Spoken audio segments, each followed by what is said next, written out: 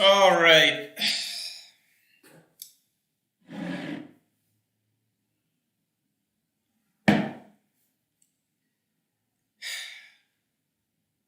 I'm not that late, so I don't know why there's so much discussion going on about me being late. There's this little thing that happened. I don't know if you guys know. 6 minutes. Phantom Grapefire. That's not even true. It has not been 6 minutes. 5 minutes.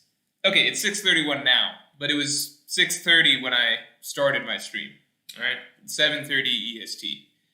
There's this thing that happened. Here's my excuse. If you're in the United States, I don't know if other countries do this. I don't think other countries do this. It's called daylight savings. All right? So think about that. So I had to deal with daylight savings today. So if anything, that means that I should be... How does it work? We moved... I don't know. But let's just say I'm roughly an hour early. Maybe 55 minutes early. All right? Adrian Hakeem says it was 7:31. Who are we going to believe? Adrian or me? I don't know about that.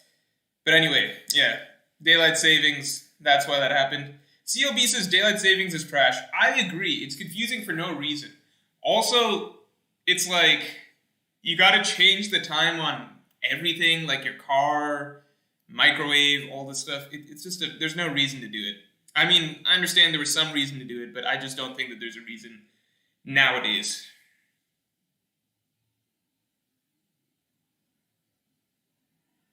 You should, Virgil Hawkins says, if anything, you should be here earlier because you gained an hour. I don't know about that. I don't know. The math is still, it's very hazy. It could be either way. Maybe I should be here an hour earlier. Maybe I am an hour early. It's just hard to tell.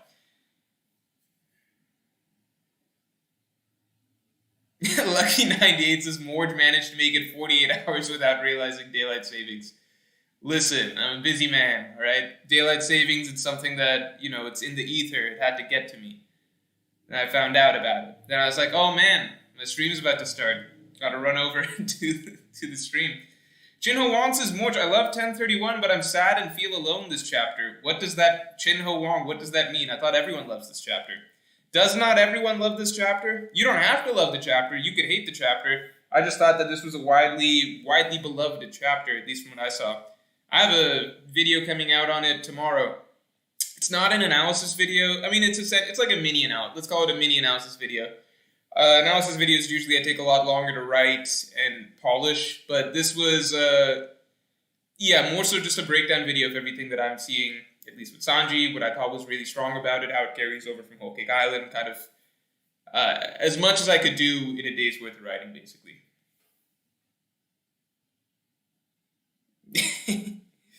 We just figured out what... No need to think about what time zone I'm in. Red X says, where is Marineford? Red X, I got an update for you. Why is... Okay, I'll address some other stuff in a second. Alright, here's the deal with Marineford. Marineford will be released on the 21st of... You guys are going to hate me so much. You're going to hate me so much. But this is the honest release date. And there's reasons for it. Not just because the video is taking a while, but this is the 21st of December. Alright? Here is why. I know you guys are going to be really mad, but that's just the day that it's going to come out, okay? It could come out, it's two factors, basically. One, again, I've been telling you, Marineford is essentially no, it's not next year. 21st of December, all right? Because, yeah, I know, Lorge, get it out, all right? I'm sorry, Lorge, yeah. Okay, full thing. Because, one, I was tired of kind of giving hazy answers of like, okay, it could, I think I could get it done this week. So I kind of basically landed on, okay, let's actually look at this. Let me be very generous with my time, kind of, and not give any sort of false assumptions. So what I landed on is that, all right, safely, I could get it out by the end of November, but like safely, let's release it December, okay? Second reason being, because it's a side project, so it's something that I have to work on when I get spare time, and usually I have to have like a lot of like, it's tricky because it's a side project that I have to do on the side, but at the same time, really, I need like an extended period of time to work on it because it's a large document, so it's hard to just like slip in and kind of remember the full flow of everything because I got to reread everything. I won't go too much into the nitty gritty, okay? But other thing is basically it's releasing in December because that way, in December, as you know, there's not really many One Piece chapters whatsoever, so I think the timing is good for the release, and the timing is good on my end because just workload-wise, it's not been fun for me to like the last 2 months because I don't just do One Piece, I do this plus my other business stuff. So workload-wise, it's been rough.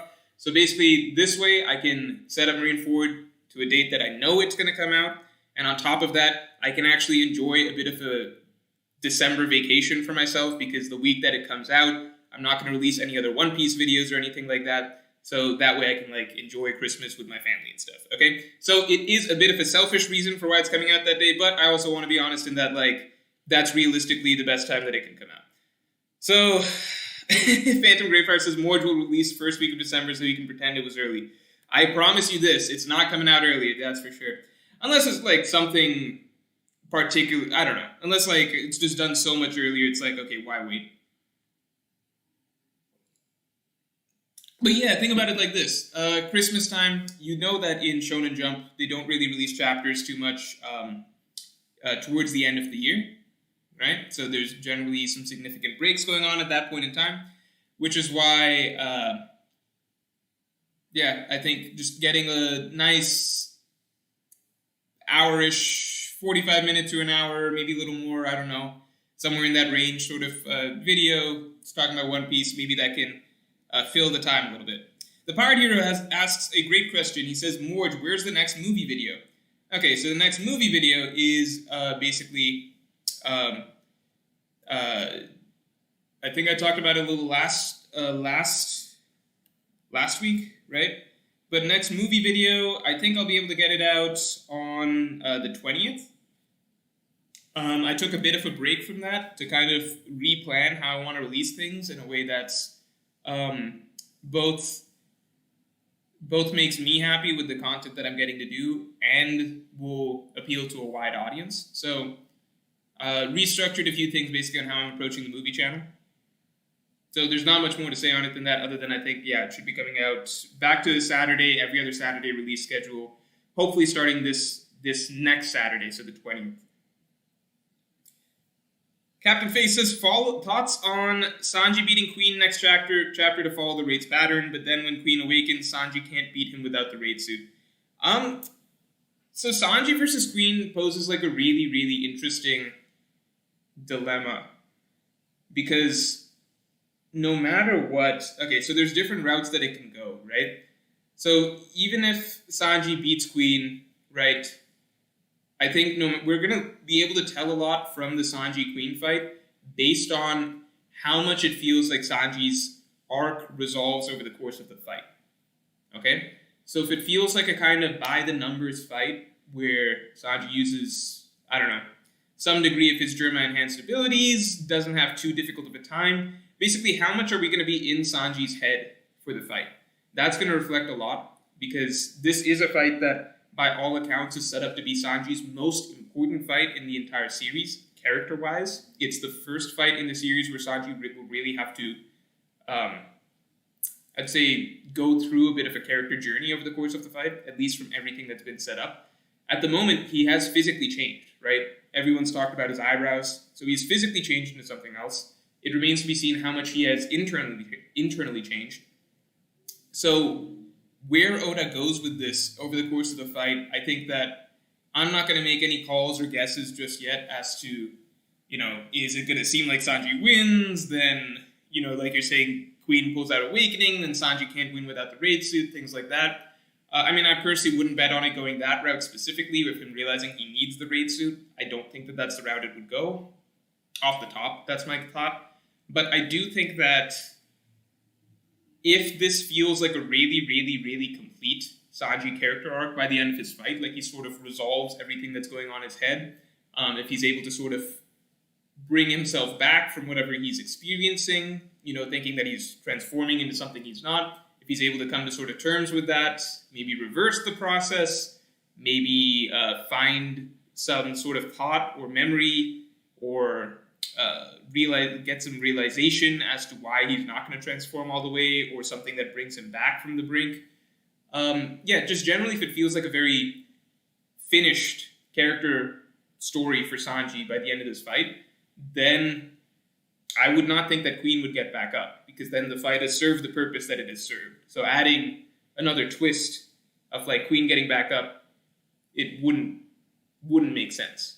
So, if, like, let's see how the Sanji versus Queen fight goes. If it feels like a really complete character story for Sanji, then maybe the raid won't fail, because then maybe that's just, maybe these are the final fights that the Strongs are getting. But if we cut away next chapter, or if next chapter Sanji wins, but it doesn't feel like he completed his character journey, then I think that there's like a lot open-ended. So let's wait and see. Adrian Akeen says, interested in a chapter tier list for the Wano arc. I think that would be a cool idea. I think that's a cool idea. Yeah, that's a cool idea, Adrian. I think that a chapter tier list, off the top of my head, it's tricky. I would still put this as the best chapter in Wano, at least in the Onigashima raid. I did like the Yasue chapter. I like the Odin boiling chapter. Roger and Whitebeard's flashbacks, the Roger laughed chapter, of course, but I kind of don't count that as part of the Wano arc. Obviously it is, but it just feels so separate from it. The only reason it's part of the Wano storyline is because Odin's in it, and Odin is essentially like an NPC character in that story, right? It's mostly just Roger getting there. Shinua Aldibatia says, Morge, I really think you would like Haikyuu. It has a lot of things you like about One Piece. Yeah, I think it's the volleyball concept that I can't get behind. But I think, maybe if I just got past that, I'd be able to get more into it. I think sports manga, like, it's weird to say, but sports manga, I feel like there's another barrier for me to get through to try those, just because it feels like, all right, anime and manga in general, it's like you got to suspend your disbelief a lot. Everything is very over-dramatized. Everyone's got these techniques, all that stuff. And like you give into it and you really enjoy it. But then when you apply it to something like sports, and then it just feels even more, I don't know, like it just feels weirder. It just feels weirder when you're applying like anime world logic to sports world logic. I'm like, I could just watch basketball. But I get it that volleyball probably has Haikyuu probably has a really good story. The one thing I'll add is that this is what's always thrown me off about like sports series. Like I've read Prince of Tennis, okay?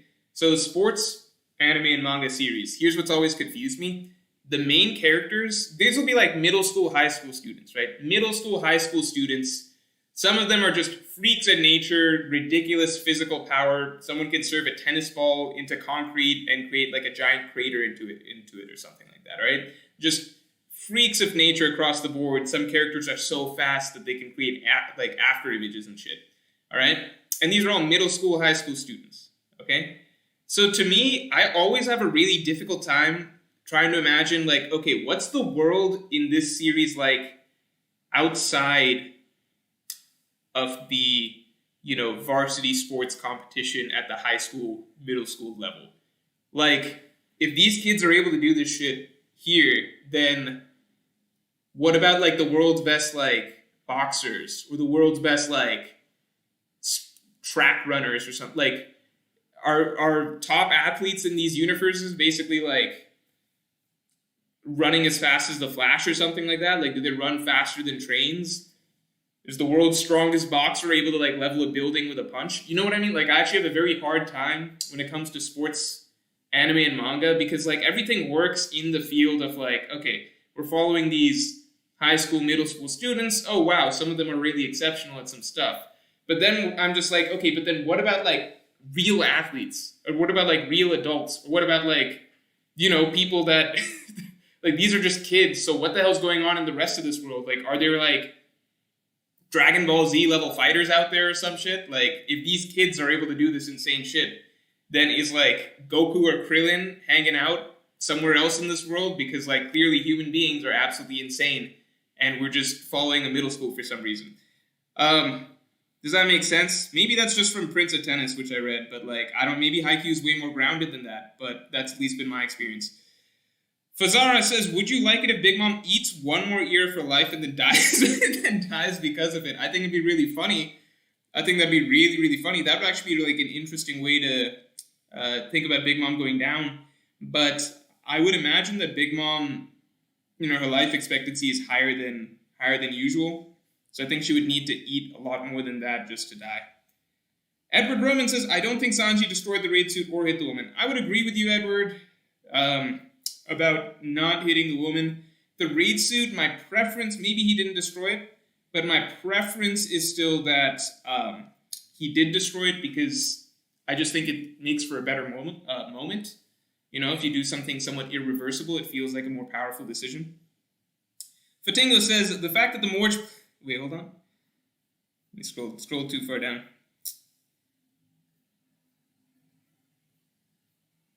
The fact that the Morge plushie contains your real name... Alright, no. We're not talking about that.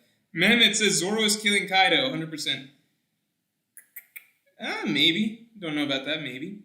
Priya Singh says, do you think Law will travel with the Straw Hats to Laughtail after this chapter? Law will travel with the Straw Hats to Laughtail after this chapter. Do I think Law will travel with the Straw Hats? No, I don't think so. I just don't see it. At that point, just become a Straw Hat. I'd be cool with it if Law, became a Straw Hat and went with them or something like that. But, if it's just, this dude that's tagging along all the way to Raftel, I'm like, what the fuck? Get out of here. This is an intimate journey among the Straw Hat crew. You can either be part of the crew, or you can fuck off. But, you don't just get to be, a dude that gets to, tag along all the way to the fun. That just, it feels so wrong if Law... at that point, just have fucking, I don't know, Carrot come along without joining the crew, throw Rebecca in there. What about Kami? Let's go far back then. I don't know. I don't like it.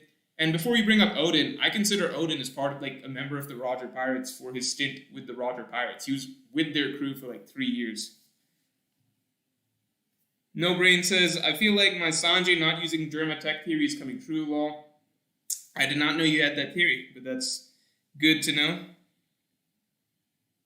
Adrian Keen says, I like my sports series without anime powers or animeisms. It makes it worse for me. I mean, I see the appeal. Okay, I like the ping pong, the animation. I like that a lot. And that did feel more grounded. Although they treated ping pong as though it was this sort of holy sport that you, how do I say this? All right, the best ping pong player in the world in that anime would do all sorts of crazy physical workouts for ping pong. It's hard to explain, but some of the stuff he was doing, I was like, this is definitely not relevant to ping pong. Dresser says, more talking about sports manga using Prince of Tennis is like judging all battle shonen by Fairy Tail. Maybe that's fair.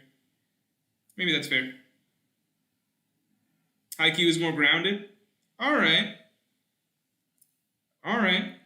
Yeah, Yamil Diaz says, middle schoolers in Japan are always superhuman. Yeah, and whenever that happens, I'm just like, okay, so if middle schoolers are like this, then what about the actual strong characters?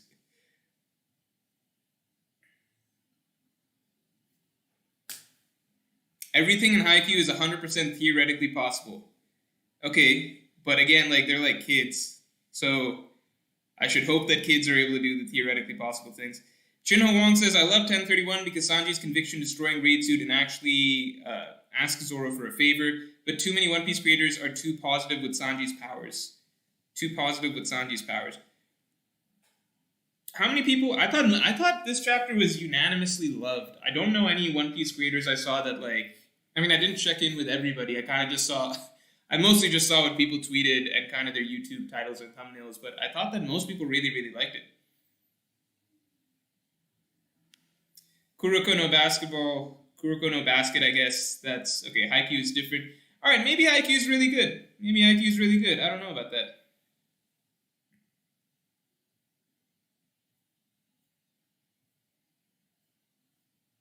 Maybe I'll try Haikyuu. Because people are saying, I trust that if enough people are saying that I would like Haikyuu, and it seems to be very, very loved by you guys in general, yeah, maybe I would like it. Captain Face says, when Crocodile talks about zone awakenings in Impel Down, there's a panel of 3 down zones, and Crocodile says they'll get back up. After the Tobi Roppo lose, we get an almost identical panel.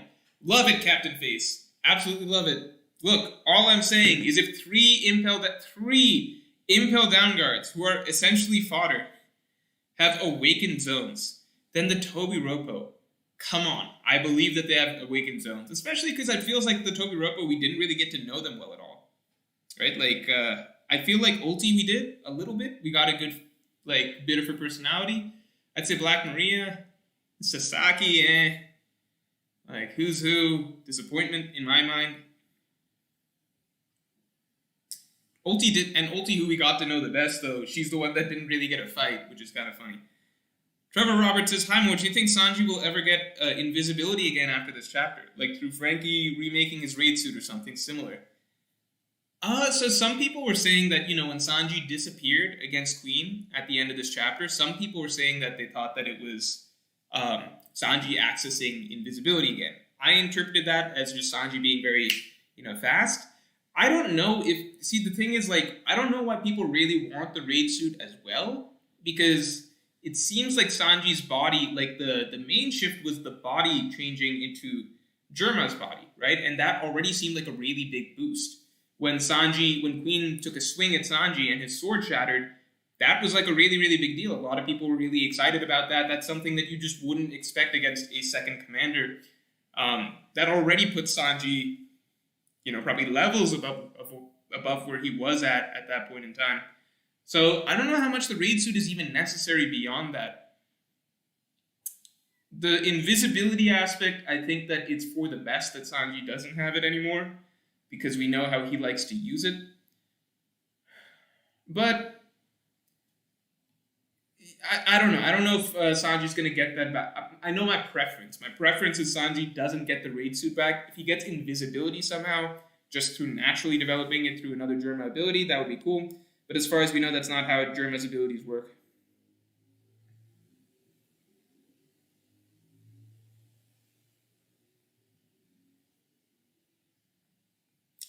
Captain Face says, would you dislike it if Sanji gets a repaired raid suit by Frankie and Usopp after the raid fails or Wano ends?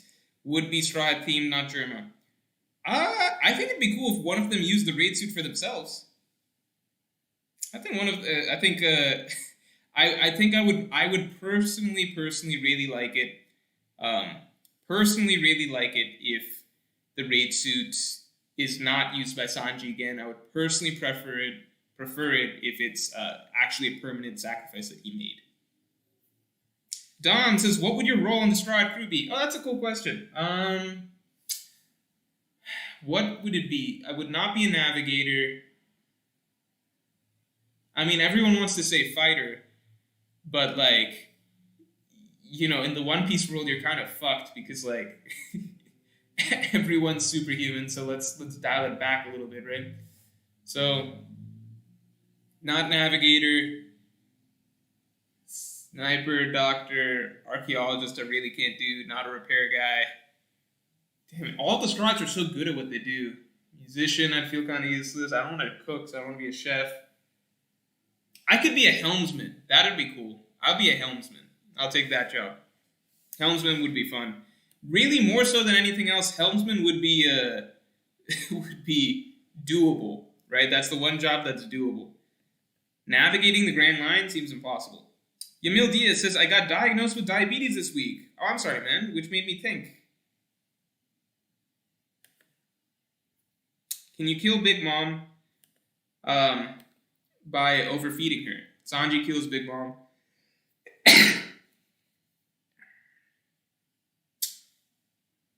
I don't think you can kill Big Mom by overfeeding her. I think it'd be kind of crazy if Sanji killed her by overfeeding her.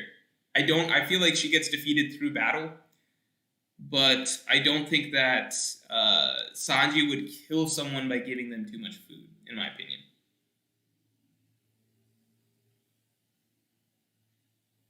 Everyone's saying Haikyuu's really good. Some people are saying Slam Dunk's really good. It's just sports manga don't really appeal to me that much. But I understand. But that's a bad reason because I've watched Ping Pong and I thought Ping Pong was really good. So I know that they could appeal to me. I don't know what the holdup is exactly. I think maybe the fact that, I don't know, everything has to take place like in the context of the game. Like, so there's just inherently a more limited storyline that you can tell. right? Like, all of the conflicts will ultimately be resolved in the context of a game. So it's just a little different because, like, sorry, there's cars going by. I guess in general anime, manga, like fantasy series, anything can happen. Like, if you take One Piece as an example, the entire world government can start trying to destroy islands. Empires can fight empires. Alliances among nations can be made. There's this lore, this history, Will of D. There's just, I don't know, like, it definitely feels like more can happen when you're in a more open space in this sort of storytelling. I think that's what I enjoy manga for a lot.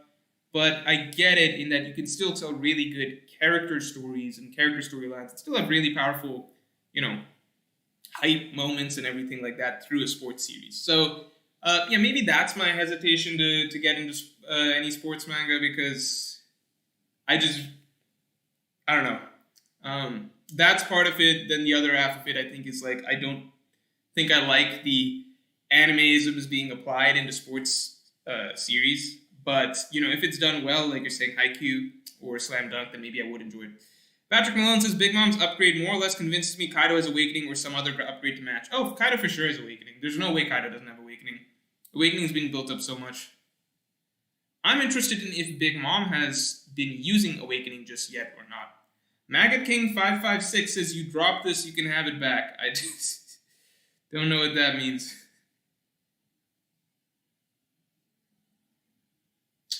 Anime Devil Hunter says, do you still see Law and Kid losing?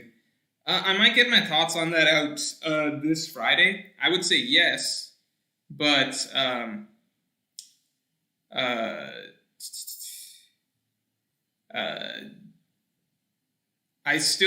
would say off the top, I think that I would more likely not like, I don't think that Law and Kid beat Big Mom here. I could see a comeback with Luffy and Kid beating Big Mom later down the line, but at the moment, I don't see it them beating her here.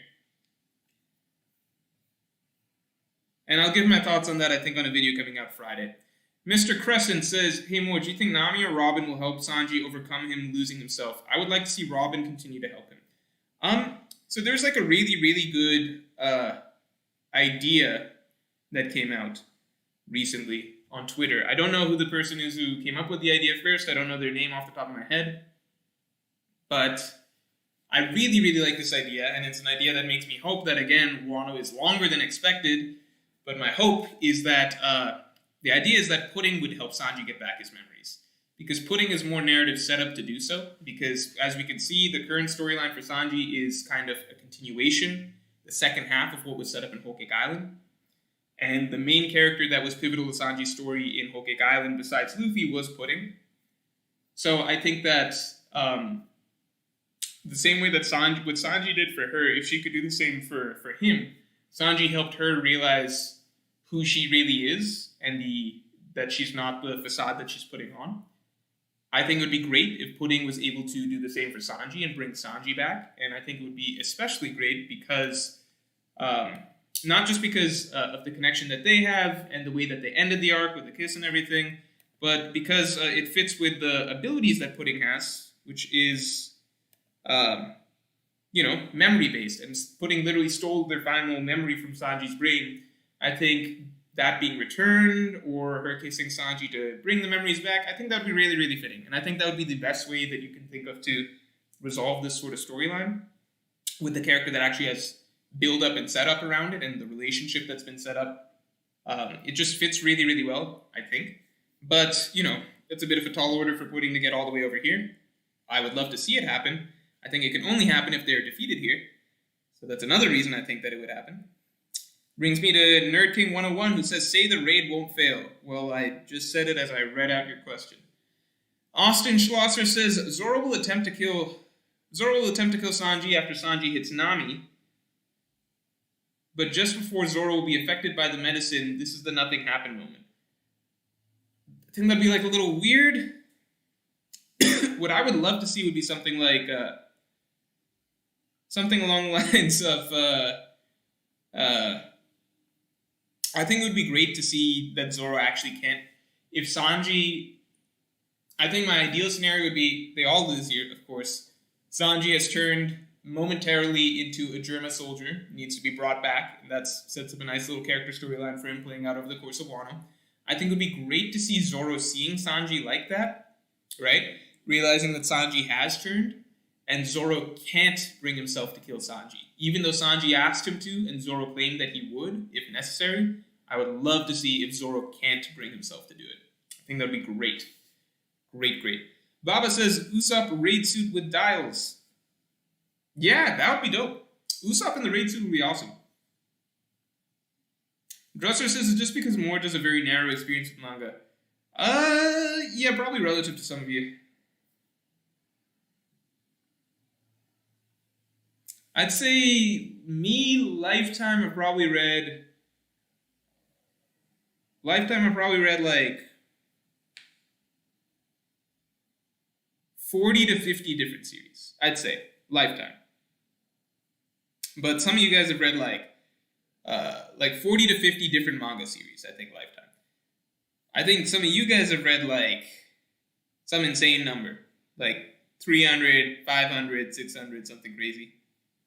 But I'm definitely not in the triple digits, that's for sure. And also, I just tend to stay away from certain types of genres. So you'll never catch me reading a slice of life manga. That's just not what I follow. I just don't go to the medium for that. Adrian Hakeem says, I feel like not having an eating contest between Big Mom and Luffy was a wasted opportunity. Something like whose hunger/will is stronger. Yeah, I think that would have been a really good scene. That is a really good idea. It is a wasted opportunity. I do agree. I actually thought that it would happen at some point during Whole Cake Island, and then I kind of just forgot about it. Tyson Hoffman says, Moj, what are ways Act 3 could end besides the raid failing? There's like 3 general routes, right? So one is just that Act 3 is the end of the arc, and, there's just going to be 3 acts, so ends with everyone winning here. Other way is, if the raid isn't set to fail, I could see everyone... I'm very confident that Luffy will lose again, just because if you look at the way that every final fight is usually between Luffy and the opponent, there's a very different energy and tone set for the start of that fight than what's going on right now with Luffy and Kaido. So I think Luffy will lose again no matter what. So what I could see happening, basically, if the raid is not going to fail, but this is also not the end of the arc, I could see everyone else winning their fights, then Luffy suffering one last loss, then and that potentially ending Act 3, then people having to cover for Luffy and sort of a second round of people fighting against Kaido before Luffy comes back and finishes it. I could see that happening. J Press P says, lots of people are saying Sanji's getting King's Haki. Do you still think he won't? I still think he won't, but if Sanji does get King's Haki, I would have to acknowledge that I was very, very wrong about the type of character that can get King's Haki. Either I was wrong, I don't think being wrong about the type of character that can get King's Haki, but I think I underestimated Sanji's character or how Oda has crafted Sanji's character in the past. So, and I won't lie, even though I've said many times that no, Sanji's not going to get King's Haki, doesn't make any sense. I think I've made fun of Sanji fans for trying to bring up Sanji getting King's Haki. I've been a real dick about Sanji getting King's Haki, okay? I'm not going to lie about that. If he does get it, I think I would almost like it. I think it makes more sense from my understanding of the story and his character that he wouldn't, but I am now trying to basically look at it from the other point of view of like, okay, maybe Sanji did get King's Haki, and that's how he knocked out the girl. It still doesn't make sense to me, but re-examining Sanji's character, maybe I was just wrong. Maybe he does have, the qualities of a king, and Oda just hasn't played them up in the same way that he has with Luffy and Zoro in the past. But I think that would be interesting to see if Sanji does have it. I still think he doesn't. I still think it doesn't fit his character. If he's going to get it, it's going to be this arc, because this is the arc of Conqueror's Haki, and it just wouldn't make... This is the last arc that would make sense for Sanji's character, because like Whole Cake Island and this are essentially like, it seems like the most important section of the story for Sanji. I still don't think it makes sense, but I wouldn't dislike it at this point just because, maybe you look at it again, maybe you look at something again, and you'd be like, okay, maybe it does make more sense than I thought initially, and maybe I was just like waving away the possibility for a while. But I still don't think it makes sense. I don't think I would dislike it if he did, because it would just be sort of reframing what Sanji's character really is in my mind. Joey JoJo says, expanding on your 3 main characters video, I like how Zoro has a lot of focus with Kaido and Nami with Big Mom, the 2 main villains of this saga. Yeah, that is a really good point. I think it makes sense quite a bit just because, obviously Whole Cake Island, that was Sanji's arc, but Nami was kind of the character that kept being played up as this weird counterpart to Big Mom throughout it. In that, the way the homies addressed her, the way she manipulated the homies, she's like, who's scarier, Cracker or Big Mom? They're like, you're scarier than either of them. I just think that there's a lot of, little Nami, Big Mom sort of back and forth being played at. And I do think that fits pretty well. Anime Devil Hunter says, will we ever get a Luffy versus Kid versus Luffy fight? I mean, yeah, man, I think that's we've definitely got to at some point just because that feels like that's what their dynamic is leading towards. Because so many people are already complaining so much about, the Kid-Luffy rivalry and, how, Kid sucks or something like that, and, it doesn't feel like much of a rivalry. So it would be especially bad if, Kid never even fought Luffy at the end of the day, because then it's just man, it really wasn't much of a rivalry, was it? I don't think Kid will ever be, a extreme difficulty fight for Luffy. Because if anything, Luffy's main rival... to be honest, Luffy's main rival, to be honest, is Blackbeard, right? Same generation, coming up at the same time. There's actually even arguments, if you look at kind of the timings of the way things played out in the story, it's actually very possible that Blackbeard left Whitebeard's crew, killed for the Yomi Yomi no Mi, or not Yomi Yomi, Yami Yami no Mi, killed for the Darkness Fruit, and basically broke off on his own, at arguably the same time that Luffy set off from East Blue. There's an argument to be made that timeline-wise those two things line up. So, Luffy and Blackbeard, their rise through the pirate world has been very similar, and Blackbeard is the one pirate from that same generation that has been rising at a faster rate than Luffy. So it's actually been Blackbeard, then Luffy, then I guess Kid sort of third place. So, Kid's the guy that's closest to Luffy and chasing in his... he's on his heels, I suppose. That's kind of what Oda's trying to get at, but it doesn't really feel that way just yet. And then, Luffy and Blackbeard, it still feels like Luffy's got a ways to go, but he's catching up fast. And, at the end of this arc, there'll be some debates to be had, right? Red NGTM says, Morge, what's your favorite cuisine? It varies. My favorite dinner is just... probably just a burger and fries. That's my favorite dinner. Or a really good steak and mashed potatoes or something. So very basic. But in general, favorite cuisine is probably, I guess, a pretty basic Italian. In general, I guess Italian. Shoot, how far back am I? Hold on. Shonen Academia says, reminder to like the stream. Everyone, please like the stream. Why don't I tell you guys to please like the stream? Guys, I would love it if you like the stream. I would appreciate it. It will make the stream pop a little more. So definitely like the stream if you've got a mouse and a like button on your computer. And have a 5+ second stretch. Sitting for too long is bad for your health. Yeah, I guess so. That is true. I'll try and get up in a little bit. Captain Faces, Tobi Roppo Awakening saves the raid for me if they win. Saves raid for me if they win. Yeah, I would love for the Tobi Roppos. Shoot, who was the guy earlier this stream? Not who was the guy. The comment earlier this stream. The fact that it was pointed out that the Impel down guards will be back up, I think that's a great point. Because it sets a precedent in the story itself. So it would feel a little less... I wouldn't say random if the Tobi Roppo got back up, but it's sort of a very blatant setup that this is what Awakened Zones are capable of. So I hope that happens. Anime Level Hunter says, have you read Parasite? If so, did you like it? I have not read it, so I don't like it.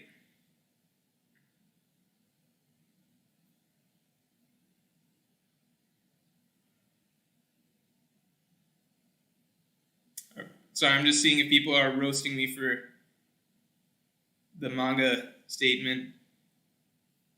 Okay, no. Pirate Hero likes Slice of Life a lot, except for One Piece. Yeah, I'm not a Slice of Life guy. I'm just not.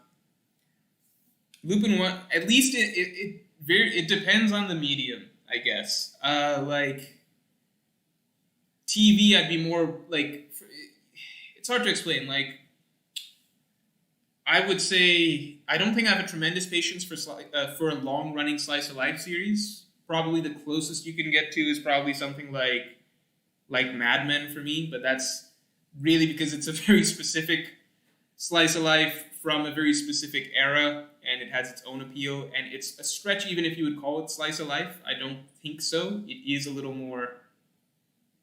I think it's close to slice of life, but it's not quite what you would say is slice of life when you refer to slice of life, right? But the series can feel slice of life-esque ish at times, right? But when it comes to manga and anime, that's just not what I'm looking for at all. That's just I come to this medium usually because I want fantasy.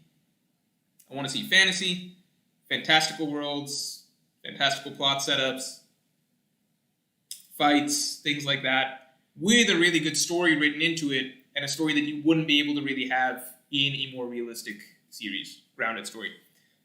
Lupin 1 says Sanji's left eyebrow changed, but the one hidden by hair stayed the same, indicating he kept his emotions and gained the powers. That is interesting.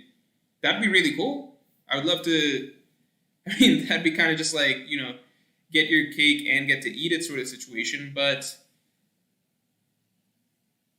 I don't... there's too many ways that the Sanji situation... I'm sorry if I'm not giving a good answer on this, because I really don't know how I would like to see the Sanji situation play out. I just like that what happened and the setup we got took place, right? So how Oda plays it from here, if it's something... I feel like the answer can't be too simple. On the one hand, maybe he's not changing at all, right? But at the same time, we know something has to change back, because I would assume that the eyebrow is not going to stay the same way for Sanji for the rest of the series, right? I think he would get back his iconic eyebrow look. But the simplest answer Oda could go with is essentially, okay, Sanji's just going to be like this, and guess what? He hasn't actually lost his emotions, and that woman wasn't injured. So nothing really changes. Sanji gets the upgrade, his eyebrow stays the same, but he has not lost his emotions, he beats Queen. That's the simplest way. Depending how it's done, that could be fine. It would just be weird that Sanji's appearance is permanently changed against the iconic look. Alright?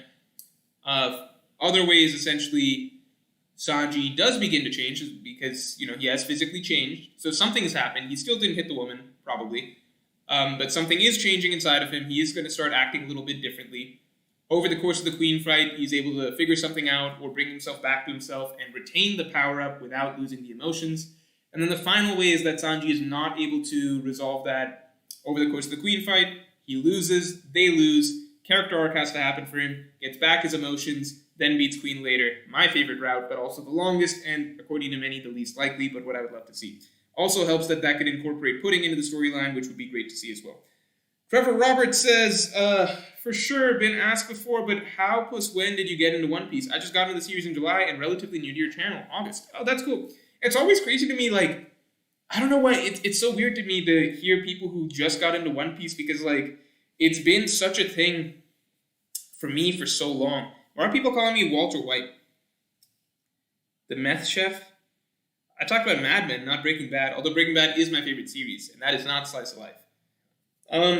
But yeah, getting into One Piece recently is so odd to me because I've just followed it for so long. I have followed it since I was in 3rd grade, and 4Kids started coming on TV. Now, because I was a kid at the time, right? I'm not going online to look this stuff up later as much. I think I just got into the story and kind of liked the character and liked the settings and everything like that.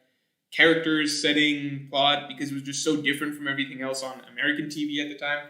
So I think 3rd and 4th grade was when that series really stood out to me, and I really enjoyed it. And then I think it was a few years later, once I started realizing you could find episodes and stuff online. So I stopped watching for a bit. I think probably around the time that after Whiskey Peak, I stopped watching. And then I think I found out that you could just find all the episodes online a little later. So that was probably a few years down the line, so maybe 6th, 7th grade. And ever since then, I binged it all. And so I guess ever since 6th, 7th grade, I've been weekly on One Piece. There have been a few stints where I take a break from the series and like don't read or watch for a few months. I think the longest break I took was maybe like 6 months or something like that. But in general, I always come back to it. Keenan. Oh man, thanks for the 50, man. That's awesome. Is Keenan not a mod? Who didn't mod Keenan? No, Keenan's a mod. Alright. Keenan says, great chapter for Sanji. Never liked him using the raid suit. I just accepted it after a certain point. Zoro versus Sanji hints after 25 years. Let's go. The residual power-up is nice, though. Yeah, I like the fact that he did get a power-up. He's choosing to throw away a power-up, but I don't think that power-up's that important. I don't think the raid suit ever boosted Sanji that crazy high. Like, I think Sanji could have beaten page 1 with or without the raid suit. Yeah. I think that I think that it's a great chapter for Sanji. I tweeted out after it came out. I think it's the best chapter for Sanji in the entire series, actually. So, I don't know. I really, really loved it. Thanks, Keenan. Appreciate it.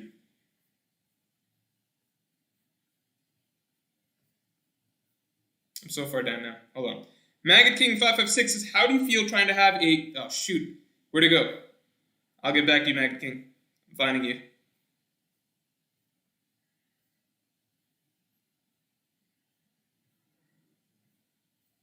I might have to open up the super chat page. Okay, found Maggot King. How do you feel trying to have a discussion about a dramatic moment in manga and people say a character will be fine because they have plot armor?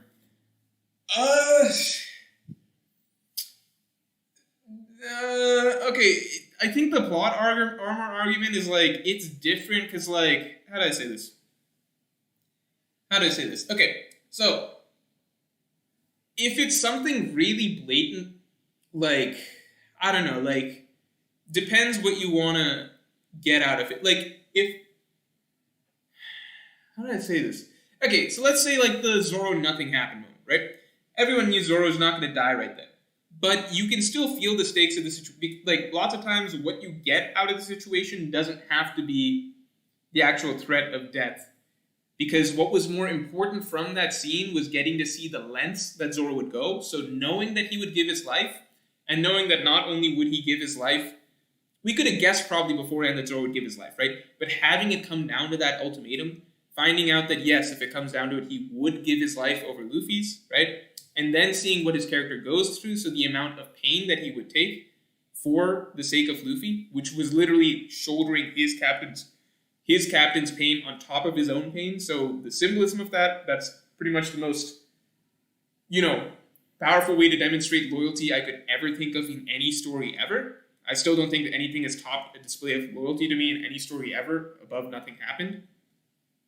I think that there's a lot that you can get out of a series, or out of a moment, a dramatic moment, even knowing that a character won't die, because you can find out something new about a character, you can find out what a character is willing to do, you can at least see a character suffer in some way.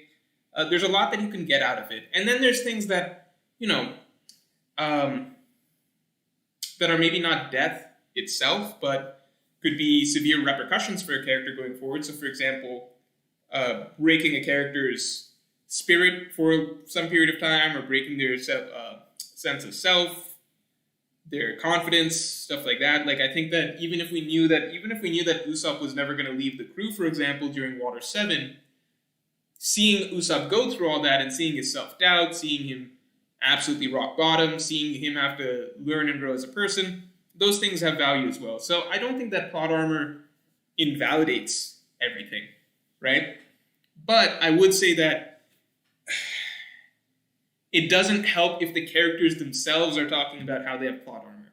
So when I mention things like dramatic stakes in Wano, and I don't want to go too into it in this stream, but like, it's certain small things that are happening throughout Onigashima, like Hyogoro saying, I feel like I can't imagine us losing here, which is a literal line that he says.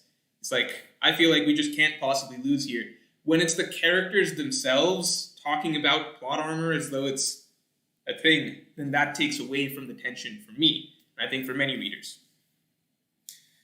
Freeloader178 says, what devil fruits do you think all the big One Piece YouTubers would have? Example, Morgan the Fail fruit. Come I don't want the fail fruit, taking the cringe fruit. Give me something cool. I don't know. No, it's too hard. It's gonna be too hard for me to do. I like the idea of what you're getting at with it. Off the cuff, it would be too hard for me to do this without accidentally saying something mean.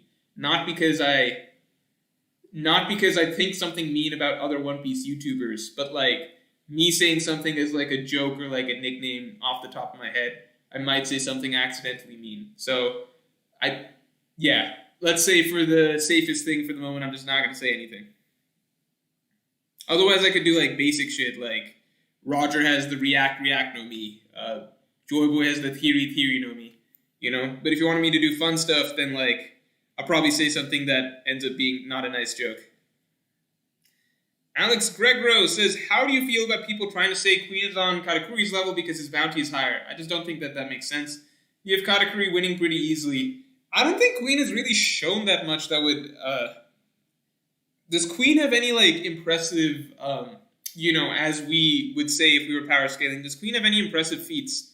I guess Queen dropped on Big Mom, but Big Mom had amnesia, and she did fall asleep after that, but it was just, like, overall a really weird incident. Like, I don't really know how you classify that whole incident, what went down with Queen and Big Mom. I think it's really hard to really call where... Like, I kind of just go with the safer bet, which is that, like, let's just assume that, Queen, Smoothie, I guess Jozu, these guys are all roughly in the same level. Katakuri, who's a very impressive... I think Katakuri has impressed me much more than Queen. I would definitely put Queen above... Or King Katakuri above Queen, right? I would just put Katakuri with the other first mates. We have seen, obviously, between the Marco and King interactions that, it does seem like Marco does seem to be stronger than King, at least from how I read that sequence of events. But I would assume the gap isn't too much. We did see Marco getting tired. He was having to fight two people. So I don't think that all first mates are equal, but I think that they're all probably in the same ballpark. At the moment, King and Katakuri, hard to call how that fight would go because I don't know how Fire interacts with Mochi. King has really high mobility, but Katakuri obviously has future sight. I think it could go a few ways. I think we would need more to see more to kind of get a full idea. At the moment, King also has not impressed me that much just yet. Whereas Katakuri was obviously, a beast. Adrian Hakeem says, instead of the raid outright failing, I believe there will be a brief pause during the battle. Hopefully the Tobi Roppo awakening and Big Mom Pirates reinforcements come in. Rematches and new fights. So, for example, if the Big Mom Pirates come in, right, then I imagine that Onigashima would have come to the ground. If Onigashima comes to the ground, I think that the Strahds will have just lost. That's my view on it. But in general, I'd say I think that the idea that there could be a brief pause does make sense, especially if Luffy gets defeated. I do feel confident Luffy will be defeated one more time. The thing that I'm more uncertain about is, like, whether the other characters will have to go through their fights again. I think it'd be way better if the other characters had to go through fights again, because I think that some are just, like, criminally rushed with basically nothing happening in them, like Nami, Ulti, Frankie, Sasaki, Jinbei, who's who. I think literally only Robin Black Maria was good, in my opinion, to me. Page 1, what happened to that dude? But I think it's possible that it's just Luffy who loses. That leads to a pause. That could lead to other people having to step in and fight Kaido, hold him off for a bit until Luffy comes back. So if it's a pause, that's how I would see the pause going. But if it's just if Onigashima comes down, I think it would be more than a pause. S. Tempest says, you say Jinbei is your favorite character because he's Indian, but you're not Indian, you're American. Race. Props to you for not seeing race. I am an American citizen.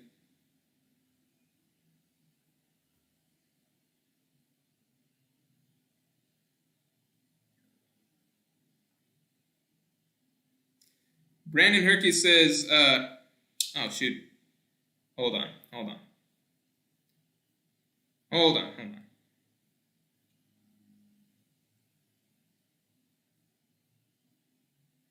Fuck. Where's this chat at? Okay, Brandon Herkis says, Mr. Morge, what if the fire he has been using is his Germa powers, and he has been slowly awakening this whole time? His emotions are what make his fire hotter and make him stronger. That would be cool. Yeah, because, okay, hold up. Yeah, because, I mean, Queen did talk about, like, have you ever seen a human that can set themselves on fire? So that was actually the first hint that something's up with Sanji. And that was not related to the raid suit. So yeah, maybe, you're right. Maybe the Germa enhancements have always been related to his, fire abilities.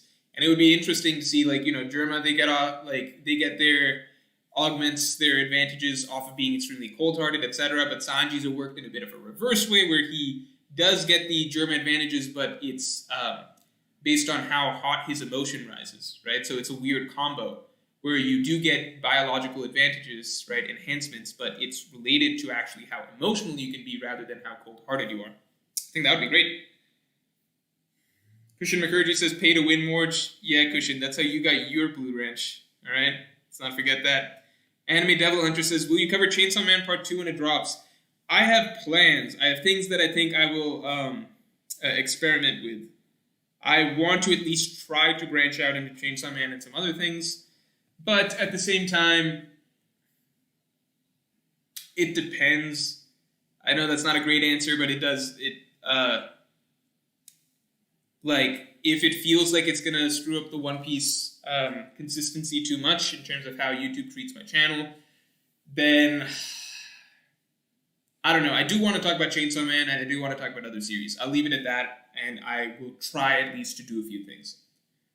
Juju Poo says, Morge, if you had to guess, what do you think Oda is saving Garp's right-hand man? Bogard. 4. Feels like the sword is about to become relevant. Feels like sword is about to become relevant. I don't think I would not put that much... I would not look that forward towards Bogard. I think I wouldn't look forward to it that much. Let's just say I wouldn't really count on him. Because, dude, if, like, some of the... like, a lot of characters that I think, I think a lot of characters in the Onigashima raid that maybe you've expected a little more out of, have not gotten that much. Like, let's just say this. If Hawkins really went out the way that he did, I wouldn't expect much from Bogard. Let's leave it at that. All right, what's the super chat that I missed? From Dom. Wait, why did I scroll straight past it? How do you see the CP0 hunting Robin situation playing out? So someone said this recently as well, which I thought was really cool. I think they said it on Twitter. Someone said this on Twitter, which is that it's interesting that both Big Mom and CP0 seem very, very interested in Robin at this moment in time. Both Big Mom and CP0 are very interested in Robin at this time. This Robin situation could be more of a way to get Big Mom and CP0 to intersect based on all of the hints that we've gotten, people talking about of, like, CP0 looking like the kids from the orphans, the lambs, right? I think that it's so hazy. That's what's tricky about Wano right now, because I think that, how do I say this without sounding like a conspiracy theorist? With Onigashima right now, it feels like everything is pointing towards a very simple, straightforward resolution, I guess. But then there's also so many little pieces that make you question, well, is Big Mom being led towards CP0? What's their connection, right? What is Orochi actually here for? What is Hiyori here for? There's lots of little pieces that don't seem to quite fit just yet. I'm sure that they'll fit, obviously, by the end. But let's say, okay, ignoring the Big Mom stuff, Robin and CP0, if I had to guess, I guess people want a Brook fight here, obviously. I think a Brook fight is very possible, but the one thing about that is just that it feels a little late in the game for a Brook fight. So what I mean by that is I think that Oda usually likes to conclude, when he's giving everybody fights, I think Oda usually likes to conclude in a sort of, he likes to do it in a sort of crescendo. So that's not necessarily that everyone, all the strongest characters get their fights last or whatever. But I'm just saying, if you look at the setup the way it is right now, who was the last character defeated? Jack. Then who's left? Queen, King, Big Mom, Kaido. It really is, and Jack was defeated just like a few chapters ago. So like, it does feel like that usual style if you kind of build higher. It wasn't always like this. Like if you go back to Arlong Park, the order there was a total mishmash. Usopp's opponent was actually the last one defeated. But even if you go back as recently as Dressrosa, I think it even went. You could literally track it based on the plateau levels, right? Like the levels leading up to the plateau.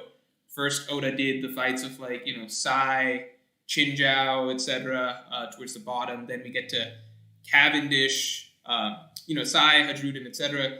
Then we get up a little further. We get to the Cavendish and Bartolomeo fight. We get Kiros and Diamante. I think we actually got Frankie and Senor Pink before that. Might be getting the order mixed up. But, you're kind of going up. You're going from, the least important Grand Fleet members. You're getting higher and higher. Then you're getting to the meaty stuff. You're getting to the actual squads, like Frankie, Zoro, Kiros a little bit before that, because Kiros was fighting Diamante. And Kiros is very important for the arc. And then finally get to Luffy and Law versus Doflamingo. So usually there's a general upwards trend. So that's the only thing. Or, Alabasta, Oda went down the pairs. So first the Mr. 4 pair, then Mr. 2, then the Mr. 1 pair, then Crocodile. Enies Lobby, the final fights were Jabura, then Kaku, and then finally Lucci. It's not always like a clean crescendo. I'm not saying every fight is more important than the previous fight. Right? I'm just saying that usually once we're at you can kind of see what Oda is building to as the key centerpiece fights, right? The biggest fights towards the end. That's why Brook versus CP0 feels like a little. If this is the final battle of Wano, right? I say that a million times. If this is the final battle of Wano, Brook versus CP0, it feels a little off where it's at right now. And by the way, on that note, Raizo versus Fukurokuju, what the fuck? Why has that not been addressed yet? That better have been off screen. That's the first fight I'm going to say it better have been off screen. I do not want to see, Sanji defeat Queen, Zoro beat King, Kid and Law defeat Big Mom. And then we get to a full chapter of Raizo and Fukurokuju, and then we get to Luffy versus Kaido. I'm sure that's not what's gonna happen. I'm also 50% joking in that I don't actually want it off screen, but I would not mind if it's off screen. I would not mind if we spent zero. I think Raizo versus Fukurokuju. I think I would almost genuinely prefer that it not be shown. I would rather it not take up space in a chapter. Than actually be shown. And obviously it would be better if Oda showed it. It's generally better to show things than to off-screen things, but my personal preference would be just off-screen it. I care so incredibly little about either of those characters and how their fight plays out. And I'm going to open up the side tab just so that I can catch up on these supers real quick, because I spent a bit of time talking about that. But you guys get where I'm coming from, right? That's the one thing that seems a little off to me about the Brook situation, because the Brook situation, I would love if Brook gets a fight. But it would be really strange for Oda to start Brook's fight, during Sanji's fight, or after Sanji's fight, because that's just not what you would really expect based on kind of the neat order of things in which Oda tends to conclude his arcs with. Where are we at? Dylan Desmarais says, "Hey Morge, what do you think about Toki being the figure who healed the scabbards? And once Kaido beats Luffy, she'll send him 1 week or 2 into the future so he can escape and Zoro can be a leader." I've heard the theory that, I've heard this theory before. Maybe you brought it up in the stream before or something like that, but I've heard this before. I like the idea because it takes Luffy out of the story's been very, very Luffy-centric in the New World period. Very, very Luffy-centric in the New World period. You literally have arcs, obviously, with Oda sending half the Straw Hats away, then the other half of Straw Hats away, just keeping it Luffy. More Luffy-centric in the New World than it was even pre-time skip. Obviously not as much as Marineford. Marineford was truly pure Luffy, but the story has been very Luffy-centric, right? And this arc is largely, it's focusing on the importance of followers to a leader, right? We're following the 9 Scabbards, very clear parallel there. I would love to see Luffy, removed from the story temporarily to hopefully If they were defeated here, I would love to see Luffy removed from the story temporarily to get to focus on the Straw Hats for a while temporarily without Luffy carrying the story on his back. However, at the same time, if Luffy is transported forward a week or two, then I think we get to miss out on some of the, some of the character moments that we could get out of Luffy having lost to Kaido despite being so confident that he would win.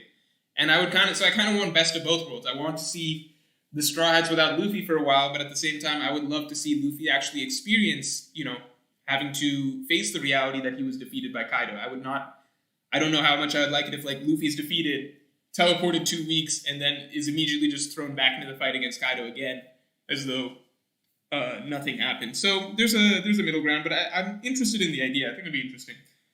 Anuj Agrawal, thanks a lot. When you disregard... I didn't mean to disregard Slice of Life manga. You're losing all the brilliant devices manga as a medium can do for character expression and contortion through exaggerated art, creative layouts, and paneling. Anuj, I didn't mean to disregard Slice of Life manga. I think you can go back and see. I don't think I ever said that I think that Slice of Life manga is bad or lesser. I'm sure many would argue it's better than shonen, or obviously shonen, but action manga in general, action fantasy. I'm sure Slice of Life manga can be really, really good. And I understand that a lot of people have it as their favorite series to read. So I'm not trying to disregard it. But I'm saying that I personally, that's not what I come to the medium for. I'm not personally interested in investing time into a story like that, even if the story could be really good, and I might really like it. I think, simple example, same way I said that, I don't like sports anime or manga, right? That's not my cup of tea. Reality is, when I did try ping pong, because I was being told that ping pong's really good, I really liked it, and it's one of my favorite anime, period. Okay? But I still don't feel incentivized to go watch another, even though I know that it can be really, really good. And people say, obviously, Haikyuu's better than that. Slam Dunk, the manga, I'm sure people say it's better than that. So I'm not trying to say in terms of quality or whatever that I am disregarding these types of genres. I think I'm more so saying that, for me personally, there's some hang-ups in terms of, what I'm initially personally interested in. That's not to say if I tried it, I wouldn't like it, because I've experienced in the past, there's plenty of times I'm like, okay, this series doesn't seem like my cup of tea. I try it, I end up really liking it. So that's definitely true. It's just that I'm not going to try it. Anuj Agrawal says, Vinland Saga isn't fantastical, but still great for the first 100 chapters, right? That is true, but Vinland Saga... no. Vinland Saga, it's true. It is more grounded. It's not that grounded, but it is more grounded. It does have characters with, some degree of superhuman ability comparative to other characters, but that's obviously not necessarily what carries the series, and the series is about much more than that. So, dude, again, I'm not trying to say that, I think what I'm saying is that, what I look for, what I come in looking for, and, come in ready to invest my time into, is usually I'm just hungry for something more fantastical in nature. Vinland Saga, by the way, it took me a while before coming around to trying to read it, because I was just I just don't want to read a series that's, really just about some normal-ass Vikings traveling around. Pleasantly surprised. Became my favorite series roughly almost for, a little bit before I started not loving it quite as much. But yeah, in general, I think that it's more so just what your natural preference is, and then you can still really, really enjoy something that isn't your preference, but I'm saying what I'm willing to try. I would have to be really bullied or bothered or something like that to try a slice of life manga. Even if I ended up enjoying it, which is entirely possible, even if I ended up enjoying it quite a bit afterward. Read Koe Katachi if you want, no pressure, just an opinion. Because you gave me no pressure, I will not read it. Mr. Hettis says, do you think what is happening would be necessary for Sanji to awaken conquer his haki? An ambition that can only be backed after you recognize yourself. Yeah, I mean, that's the thing. I think that, I don't think that, what is the ambition that's coming out? An ambition that can only be backed after you recognize yourself. I don't think knowing yourself has ever exactly been a precursor to conqueror's haki. It has usually been an extremely singular-minded, strong will, strong drive, explosion of spirit, essentially. That is not really how Oda has ever written Sanji. That's pretty much never how Sanji's fights are written. Sanji's great character moments are written. That's not a trait that is really highlighted about his character. But if Oda kind of puts things into a bit of a different perspective and reshapes a little bit of that through this fight, and kind of, this is definitely the most fired up, right, and forceful Sanji's spirit has ever been, it would be interesting. I wouldn't be against Oda giving Sanji conqueror's haki here. I think that there's definitely potential for Oda to spin some of Sanji's character traits in a way that makes it make sense with the previous framework for conqueror's haki. S. Tempest says, will Usopp ever win a proper fight again? He's my favorite character and I've been waiting since Perona over 10 years. I think Usopp will win a fight this arc.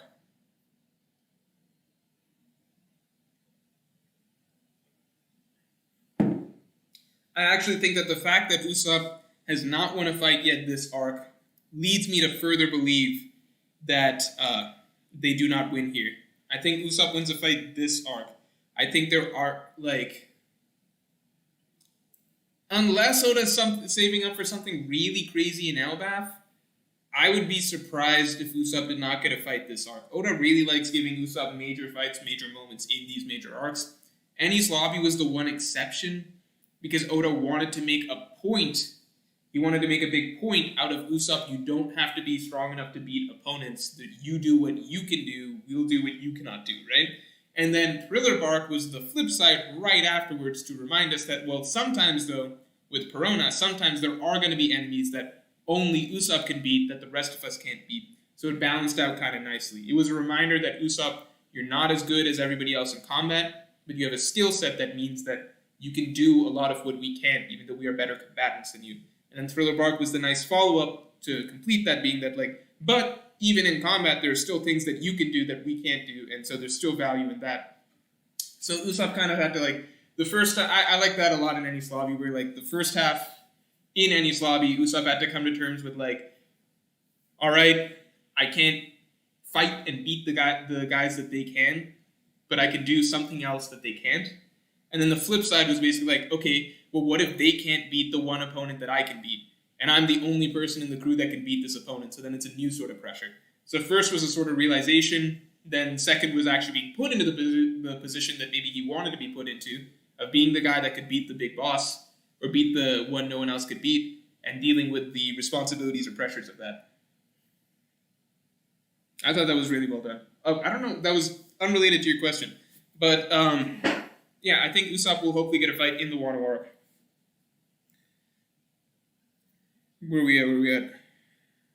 The Pirate Hero, thanks. Well, while I don't think he'll get Conquerors, isn't elevated like others or have crazy will, agree. No one else other than Luffy has swayed as many enemies to allies as Sanji. Is that true? If that matters for Conqueror's haki, I could see it. Is that true? I don't know if that's true. Is that true? Okay, hold on. Let's back up. Enemies to allies. Jin. Pudding. Who am I missing in the middle? I'm probably missing a bunch of characters in the middle, right? Started with Jin. Skipped to Pudding. Sanji swung Jin over. No one in Arlong Park that I can think of. No one in Whiskey Peak that I can think of. Lookdown, no. Drum, no. I'm not going to go through the whole series right now, unless I can think of one right now. You might be right. I'll just give it to you. I think you're right. Unless I can think of something else. Has Usopp really turned people? I don't think Usopp has really turned people. Oh, no, you're right, dude. Duval. I forgot about Duval. Jin, Duval, Pudding. Duval's the clincher. Duval is the secret. Oh, dude, I forgot to put Duval. You guys, I don't know if you guys saw my video on what the final Straw Hat Alliance will look like. I was trying to list out all of the allies that I could think of from across the series. I fucking forgot about the Rosy Life Riders. Those guys are great. Damn it. Forgot to mention them. And they're a guaranteed group that'll be there. Cigar Verk says, simple resolution seems far-fetched with so many open plot points like Zoro Black Blade, backstories, lineages, Big Mom Crew, Island Crash, Momo, etc., etc. I agree, Cigar, and that is why I believe the things I believe. My worry is that everything will get scrunched into the next 15 chapters, and then the arc will end messily. But I don't believe that will happen. I believe in Oda. The last chapter really gave me a lot of faith that Oda just knows what he's doing in general across the long term, across hundreds of chapters. Adrian Hakeen says Rizo's fight will lead to a very weird and out of place exposition on the moon god Enel because of the earlobe connection between Enel and Fukurokuju. Fukurokuju's Enel in disguise. Solved. Bastiano T says the final leg of Luffy versus Kaido will happen in the fiery rubbles of Onigashima in the capital. The devil will defeat the king of beasts in hell.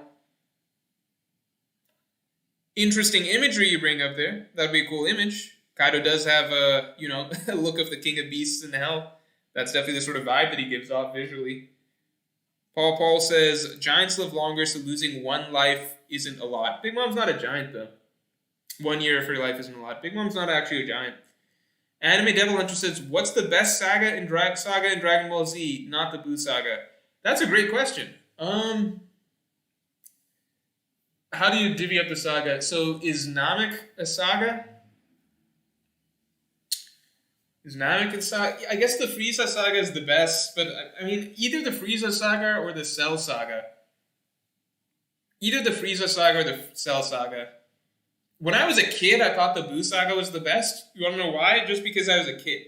So when I was a kid, like the Buu saga was coming out, I'm in like second or first grade or third grade or something like that. First, second, something like that.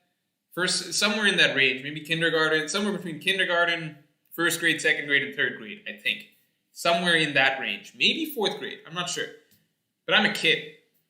For me, I kind of just cared about like when the characters are the strongest. So obviously the characters are stronger in the Buu saga.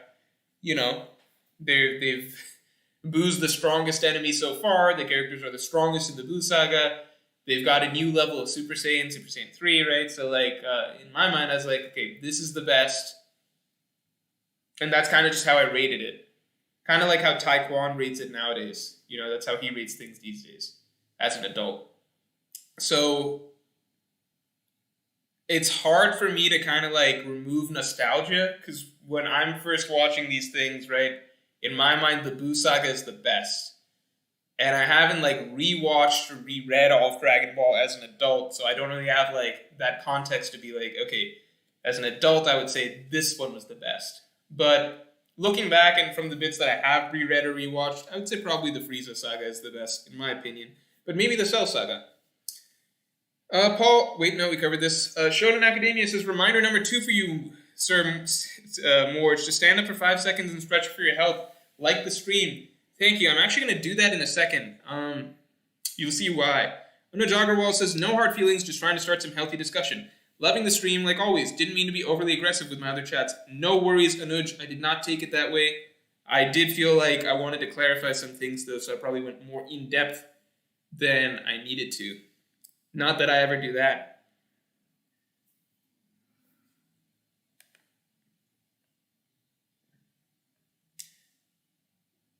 Where are we at? Zealot says, if the SSG defeat the Warlords, is that good for the story? Does making the world government stronger also take away from the established strength of the Warlords? I'm going to answer that question, SSG versus Warlords, when I come back from the bathroom. You all stay tuned.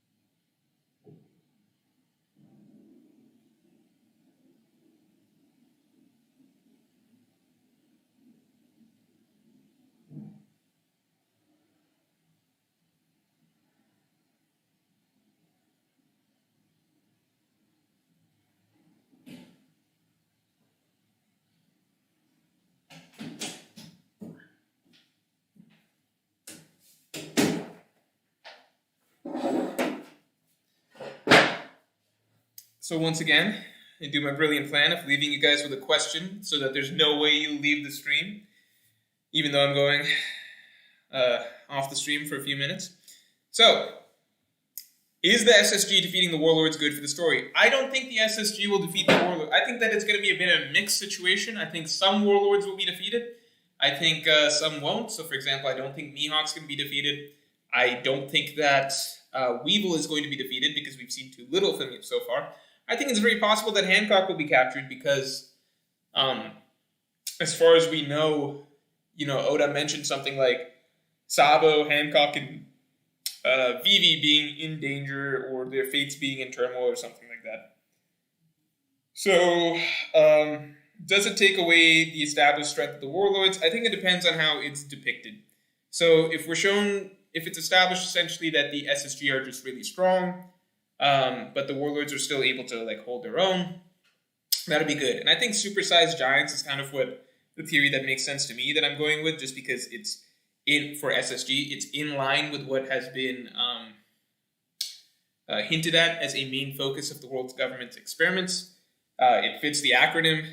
It just makes sense, and it kind of goes with the it's consistent with a lot of what we're seeing in Wano so far with the numbers, the giant Onigashima skull, Kaido himself, etc.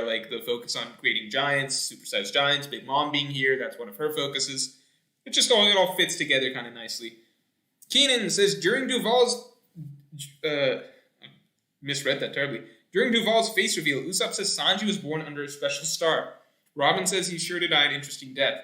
Could Zoro really kill him? No, Keenan, I do not think that Zoro is going to kill Sanji. I think it would be shocking if Zoro actually killed Sanji here. I think that it would basically flip everything I thought I knew about this series upside down. I don't think it's possible Zoro kills Sanji here. Gunther says, why do you think Luffy isn't using Gear 4 right now? Maybe he still needs more practice with Advanced Conquerors. So I think that that's partly because Gear 4, as we know, it still is a time limit situation. So it's still a time limit thing for Luffy. We know that Luffy can bring out Gear 4 for moments, for instances, right, to throw out a single attack. He even did that when he returned to fight Kaido. The first thing he did was go Gear 4 and throw out an attack in Snake Man, I'm pretty sure. We've seen him do that before, throughout this Onigashima raid, with just Kid and Law while they were sailing up to Onigashima, in conjunction with Drake against a number. Luffy's been, mixing in Gear 4 pretty frequently, but we did see on the rooftop that if Luffy does use Gear 4 for an extended period of time, he does still face the drawback of the time limit and not being able to use haki for a bit. So I would imagine, here's the thing, right? It's two factors. So one, using Gear 4 for an extended period of time, that's kind of him just ending the battle right there, right? Either he wins or he loses because there's a time limit. So if he loses after that, he can't fight anymore, right? So it's the all or nothing sort of nature of Gear 4. And two, I think that Conqueror's Haki, Advanced Conqueror's Haki, it's just so significantly more powerful than of a power-up, right? That something like Gear 4 becomes... Here, how do I equate this? Okay, at least this is how it feels like to me. You guys tell me if it's wrong. So, for a long time when Luffy just had Gear 2nd and 3rd, right? Pre-time skip, just had Gear 2nd and 3rd, those were sort of the big things. That was his main power-up. When he's using Gear 2nd or 3rd, that's when he's super serious. Let's say Gear 2nd in particular. Let's use Gear 2nd as the example for this. So when Luffy's really using Gear 2nd pre-time skip, that's when he's going all out. Now, post-time skip, Luffy has developed haki, armament haki. And from that point on, he kind of just mixes in Gear 2nd with his haki attacks. But we don't really get the sense over the course of his fights that Gear 2nd is providing a huge boost to him either way, right? It's kind of the armament, using haki is such a big boost that Gear 2nd is kind of cherry on top, a little extra, basically, right?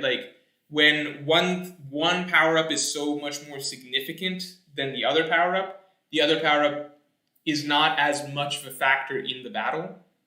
That's at least the sense that I got, or how it feels with Gear 2nd at this point.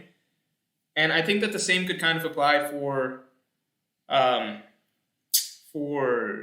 we're at with Gear 4 now. With Advanced Conquerors, that's a huge, huge power-up. With just Advanced Conquerors, Luffy can split the sky with Kaido.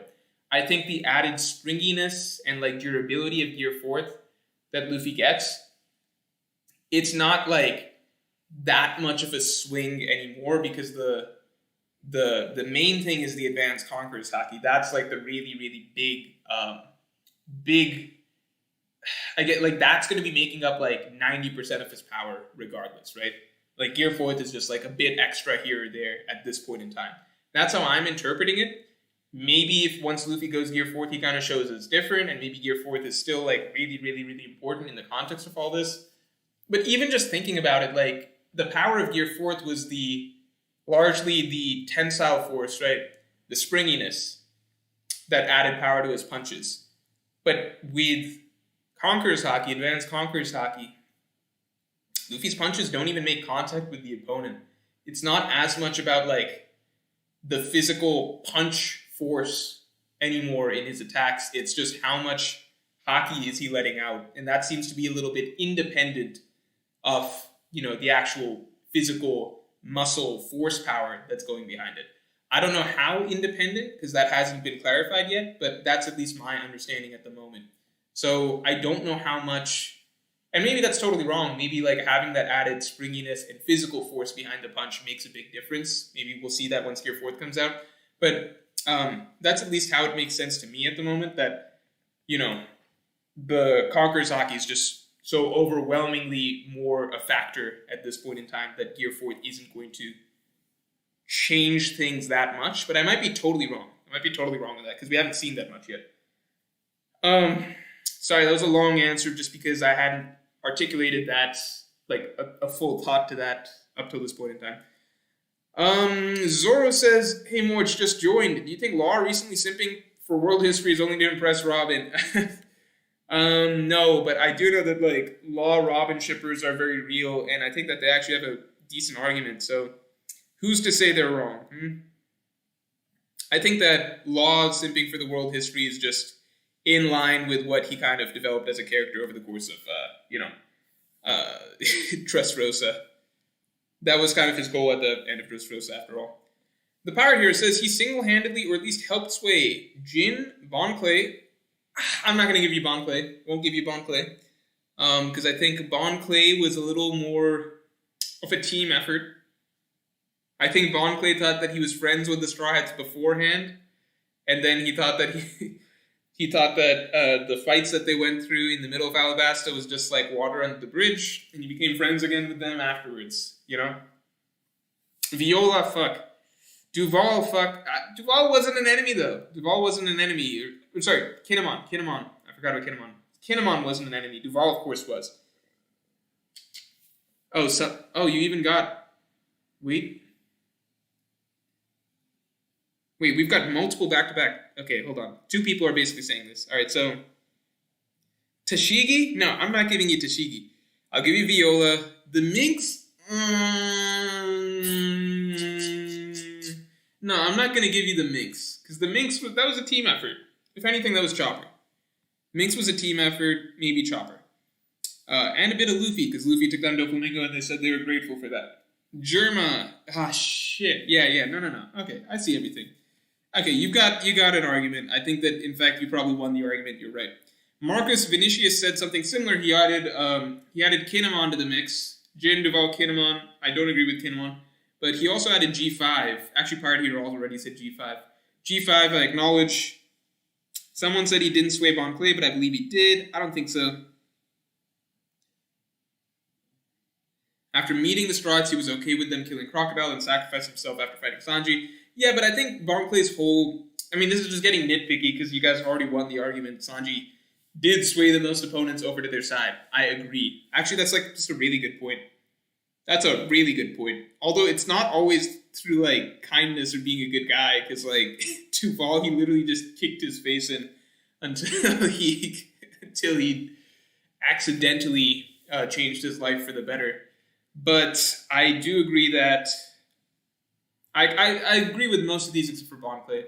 I think with Bon Clay already thought that he was friends with the Straw Hats. The Sanji fight and everything that happened in the middle of the Alabasta arc, Bon Clay basically just said that's water on the bridge. So it's not like Bon Clay was like, because of Sanji, I'm joining you guys. It's more just like, I'm going to ignore everything that happened, and then we're friends. He also did think that he was friends with Sanji at the end of the fight, but then Sanji also broke his face in after that, so it goes both ways. Paul Ball says, is Big Mom finally behaving like an emperor? I mean, I'd like to think so. Let's see what she does. She looks like an emperor in the most recent chapter. I think that it's embarrassing that metal beams even slowed her down for a moment. I'll say that. Because Big Mom, look, I don't know. Like, the metal beams, like, from everything we know of Big Mom and the power behind her character, I don't know why the metal beams would even be a factor for her. She could literally walk through the earth, right? Like, she literally did that during Whole Cake Island. Like, she was buried underground and was just casually walking through the ground as though it was air. So,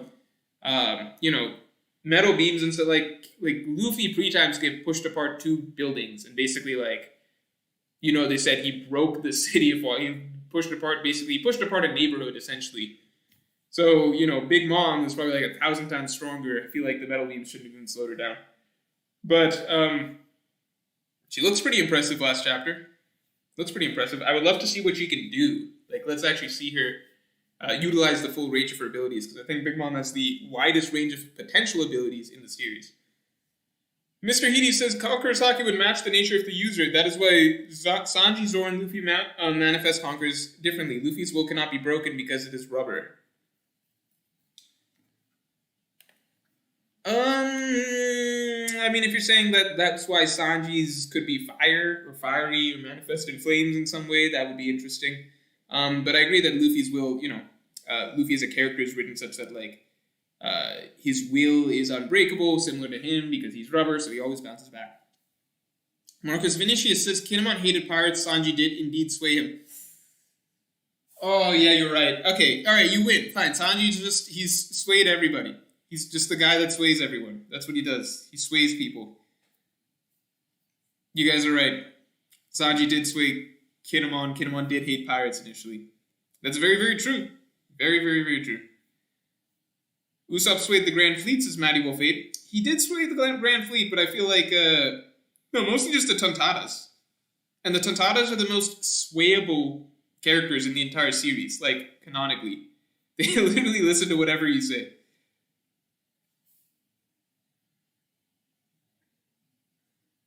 No, yeah, I think Big Mom is pretty impressive. I think Big Mom is still pretty impressive. People are debating Kobe. I don't think Kobe's taking down Boa Hancock by himself. I'm pretty sure that if the world government have any brains at all, they would just send Fujitora. Fujitora counters Boa Hancock so hard, it's ridiculous.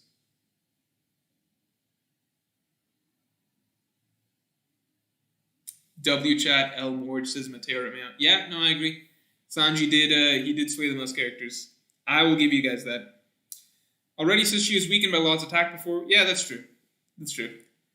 I think Big Mom is just so hard to kind of place, like how much, because I think it's very clear that Oda hypes Big Mom up the least out of all the Yonko, Big Mom gets the least hype, right? I mean, up till now, the only thing that she really had going for her that people would always bring up in her defense, I suppose, was that, like, well, Big Mom's never been damaged. Out of everyone in the fight, she's the only one that hasn't taken damage. It's like, yeah, that's true, but how much of that is because, like, they were just, like, ignoring her? Like, they weren't treating her like she was the main boss, and then, what do you know, the moment she's actually up against Kid and Law specifically, she's taking damage, so I never really put that much stock into that, really. I think the reality is simply that Oda has hyped her up the least out of all of the Yonko. And, there's nothing wrong with that, but it's just that, that's the reality of the situation.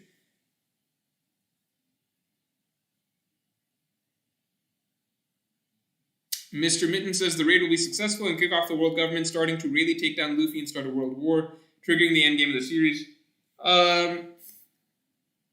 I think that the raid could fail and then that still happens, as long as they win in the end. I mean, to be clear, when I said the raid's going to fail, I still think that they win in the end of the Wano arc. I don't think that they just lose, and that's like the end of this conflict. I just think that they lose first, and then they come back and win. Pierce Sullivan says, hot power scaling take. Frankie is greater than Jinbei. Ooh, that is a hot power scaling take. That's maybe a little too hot.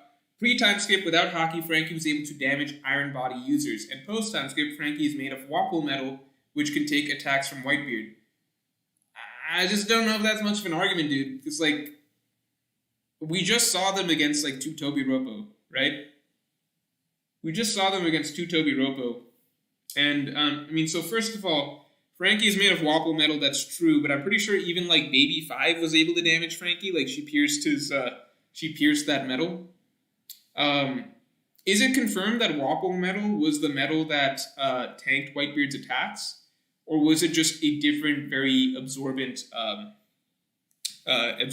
of material? I don't know if that was confirmed to be Wapol metal, but I might be wrong on that. I think it was the same material that was used to take attacks, from the Straw Hats when they were locked in that room in Punk Hazard at the start of it, right? As far as we know, it's very good at absorbing shock. So I don't know if it's confirmed that that's what Frankie's metal is made out of. I don't think it is confirmed, but even if it is, that just seems like it's really good at taking shock because as we saw, like, lasers can take it down. Frankie himself has been damaged by, his stuff has been damaged. So I don't think that that's that big of a deal. And then on top of that, we just saw them against two Tobi Roppo. And from what we saw, Jinbei had a relatively very easy time, whereas Frankie basically had to pull out every trick in his book and sacrifice the Frankie Shogun to win. And I think it's implied that Who's Who is stronger than Sasaki, so I just don't think that that's the case.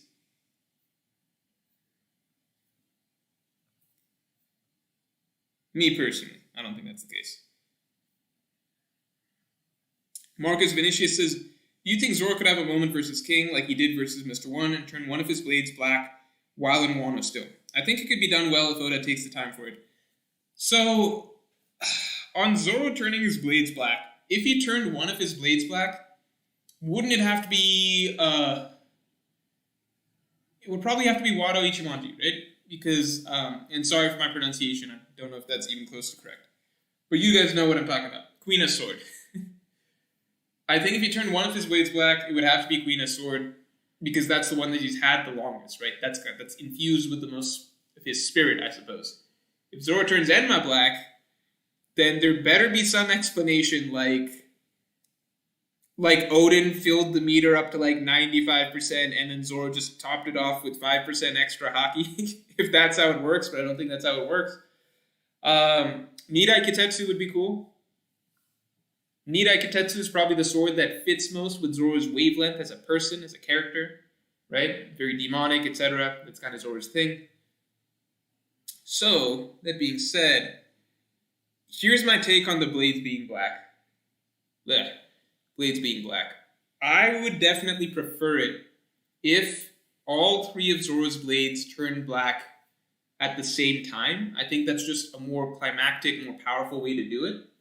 I think it would be awesome if it happens after the fight with Mihawk. If you think he needs to go into the fight with Mihawk with all three black blades, it's just so hard because it's just like even just since learning in the concept, how many fights has Zoro been in? I mean, he's been in fights, a lot of skirmishes. He fought Killer, Kaido. He's had skirmishes with X-Drake and such, and Apu. Let's get some more expanded lore on the Black Blades concept, and then let's see. Because I guess the more realistic, logical way to do it is one blade at a time, probably starting with what he's used the longest, so water, or Sandai Kitetsu, not Nidai Kitetsu. I'm jumping ahead and assuming that he's going to have that. But the Kitetsu blade, right? And then Enma, I think it's just... It would be weird if Zoro could turn Enma black right away when Odin couldn't for so long. Zealot says, the problem is we've seen too much of Big Mom. The hype behind Blackbeard and Shanks specifically is because of how little we really know about them. I agree. We've seen too much of Big Mom, you could say. That's especially why I don't like the idea for like being moved on to Elbaf on top of all this. We've seen a lot of Big Mom, and I think that Big Mom has been the Yonko so far that Oda has been the most okay with kind of having moments where she looks not badass or kind of is made to look like a fool or a gag. That's the reality of it. Now, you might say Blackbeard, right? Blackbeard has had lots of moments where he looks like a joke or a gag, but that's just a little bit different in that Blackbeard we always understand is on the come up, right? So we expect him to be like being stumbling and stuff on the way.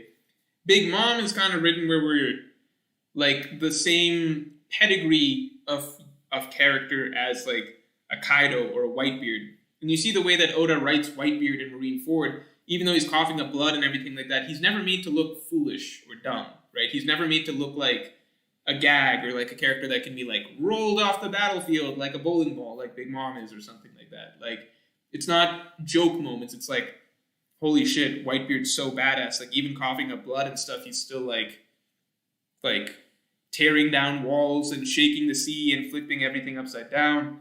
And like at every turn, you have characters just like in shock and awe and like praising how strong Whitebeard is. Whereas with Big Mom, I think we got a lot of that in Whole Cake Island for a while, and I think it's towards the tail. I think there was a period of time, if you guys remember, in Whole Cake Island, right after the Tea Party, once Big Mom was launching her Elbaf cannons, Ikaku Sovereignty attacks, and everything, like when as she was chasing them off Whole Cake Island specifically, right? So before the long sea chase. As she was chasing them off Whole Cake Island specifically, I remember that there were threads and stuff on Reddit, because I was active on Reddit at the time. Threads and stuff on Reddit about, is Big Mom the strongest Yonko? Because she just really seemed unstoppable at that time. Like, you had Luffy, Jinbei, and Sanji, and the other Straw Hats, all just fleeing from her. Everyone's just running away. It did not seem possible like they could stop her, do anything against her, slow her down whatsoever. So she seemed basically unbeatable at that point in time. That was when her stock was probably at its peak in terms of like how intimidating is Big Mom amongst the Yonko. Some people were saying that she might just be the strongest. I remember that was a discussion that was going on. I think it's over time, everything since then, a lot of it has like, it's hard to really hold these things against her because you can always make reasons for why this happened or that happened. But the fact is that there's been a long list of moments that just are like, oh, she looks kind of like a joke here. She looks a bit like a joke here, etc. Right? And that's totally fine if you want to write like a funny character like Buggy. But if Oda's trying to play both sides of like, you should feel like this character is as intimidating and as adds to the stakes in the same way that Kaido does, I don't think it hits quite as hard when the character is, ends up looking like the butt of a joke so frequently. But I do like Big Mom as a character. And I hope that she does not lose to Kid-in-Law here. And I don't think she will, but we'll see.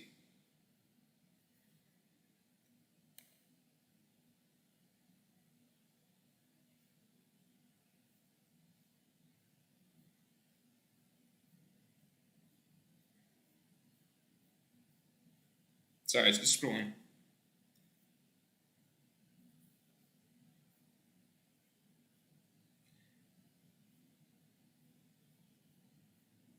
Gotta catch up.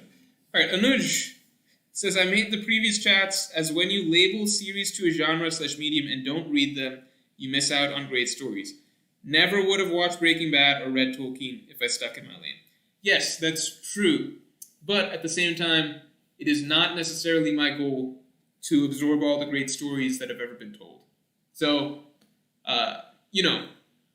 it would be nice, but at the same time, you're picking and choosing what you want to put your time into, right? So, even if you know that something could be a really, really great story, at the end of the day, there are a lot of great stories. So for me, I'm usually going to err towards things that, like, I already have an interest in, right? Because if I'm going to put my time into something, I would rather be doing it for me, right? And then usually if enough people are saying that this series is really good, this series is really great, you got to try this series, that's when I like divert and I'm like, okay, let me try it just to see how much, even though it goes against my natural tastes. And Vinland, very pleasant surprise. I ended up loving the series so much more than I thought. And for a long time, I'd known about the series and just been like, yeah, I'm never going to try it because it just doesn't seem, it seems like a little boring. I almost thought, because I'm just like, I could read, I'm in this medium of manga specifically for fantasy. This is more so just like reading some Vikings. I heard people say it's about farming or some shit. That was the Farmland arc, and I didn't know it, which turns out Farmland arc, my favorite arc in the story. So you're right, that never judge a book by its cover, etc. But at the same time, in the broad multitude of books that you could be judging by their covers, if I can pick and choose as I want to choose, then I'm going to go by, kind of my best guess of what I'm going to end up liking, basically. And usually it takes, like, significant outside influence for me to be like, okay, let me go outside my comfort zone and pick something that I wouldn't otherwise pick for the sake of finding out whether it is actually a hidden gem for me that I would like that I didn't realize I would like as much. Chainsaw Man, by the way, funnily enough, two of my favorite series. Chainsaw Man, funnily enough, also fell in that category just because I thought the title and the cover and everything about it just looked fucking stupid. I was like, Chainsaw Man? This is a fucking stupid story. Why is it? It's just such a stupid concept on paper. It's just a dude with a chainsaw running around. How dumb can it get? So I thought I had zero interest in Chainsaw Man, and what do you know? I tried it and thought it was really, really good. Red X says Zoro will have all 3 Kitetsu blades in the end. That is such an interesting idea, and that's something that, like, I've thought about, right? Like, there are 3 Kitetsu blades, right? There are 3 Kitetsu blades. Doesn't it just seem right that Zoro will have all 3 by the end of the story? But that means that he loses Queena's blade at some point. Like, it's broken or something like that happens. And that's just so hard to wrap your head around. And I think, is it confirmed? Can someone tell me if it's confirmed? A member of the Gorosei has the final Kitetsu blade. So I have no idea how Zoro would get that. Kura says, at this point, I'm not sure Zoro will even fight Mihawk. I think Zoro will definitely have to fight Mihawk.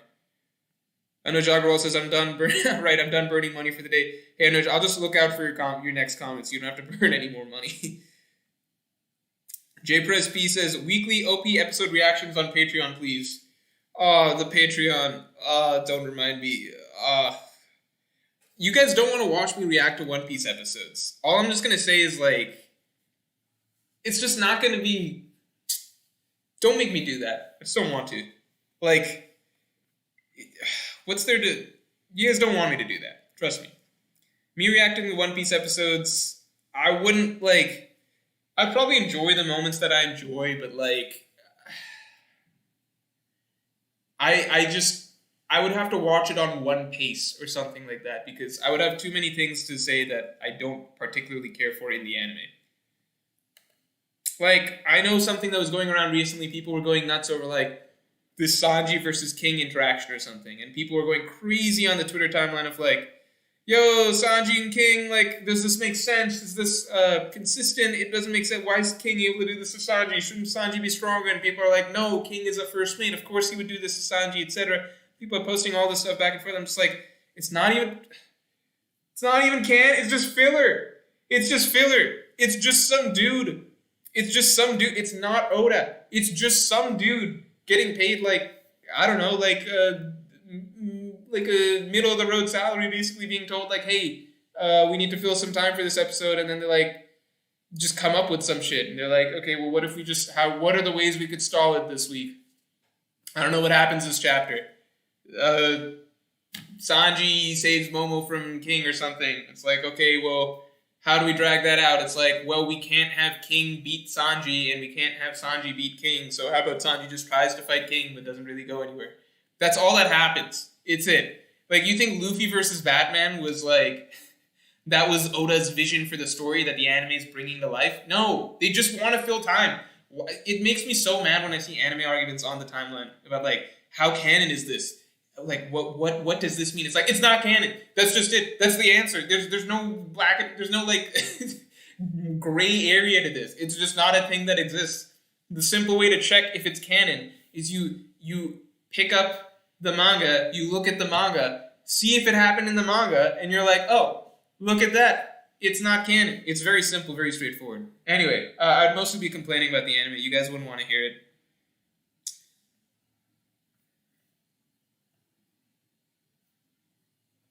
Let me see my reaction to that. I wonder how many people I made angry. If I made enough people angry, I'll make a video on it. Because I think that... wait, why the silence? What do you mean, why the silence? You want music in the background? You guys want music in the background? Should I have music on this? I don't think I should have. Should I have music on the streams? Am I stupid? Should I just have been having music on the streams all this time? I would like that. I would like to play some music on the streams. Wait, let me see. Let me see the reactions to the Sanji stuff. Okay, dude, go back to One Piece. Yeah, the Shodai is with the Gorosei, right? I agree, so. I agree with that. Raul Avila Orozoko says he just carries 4 swords. I don't think Zoro the 4-sword swordsman really works.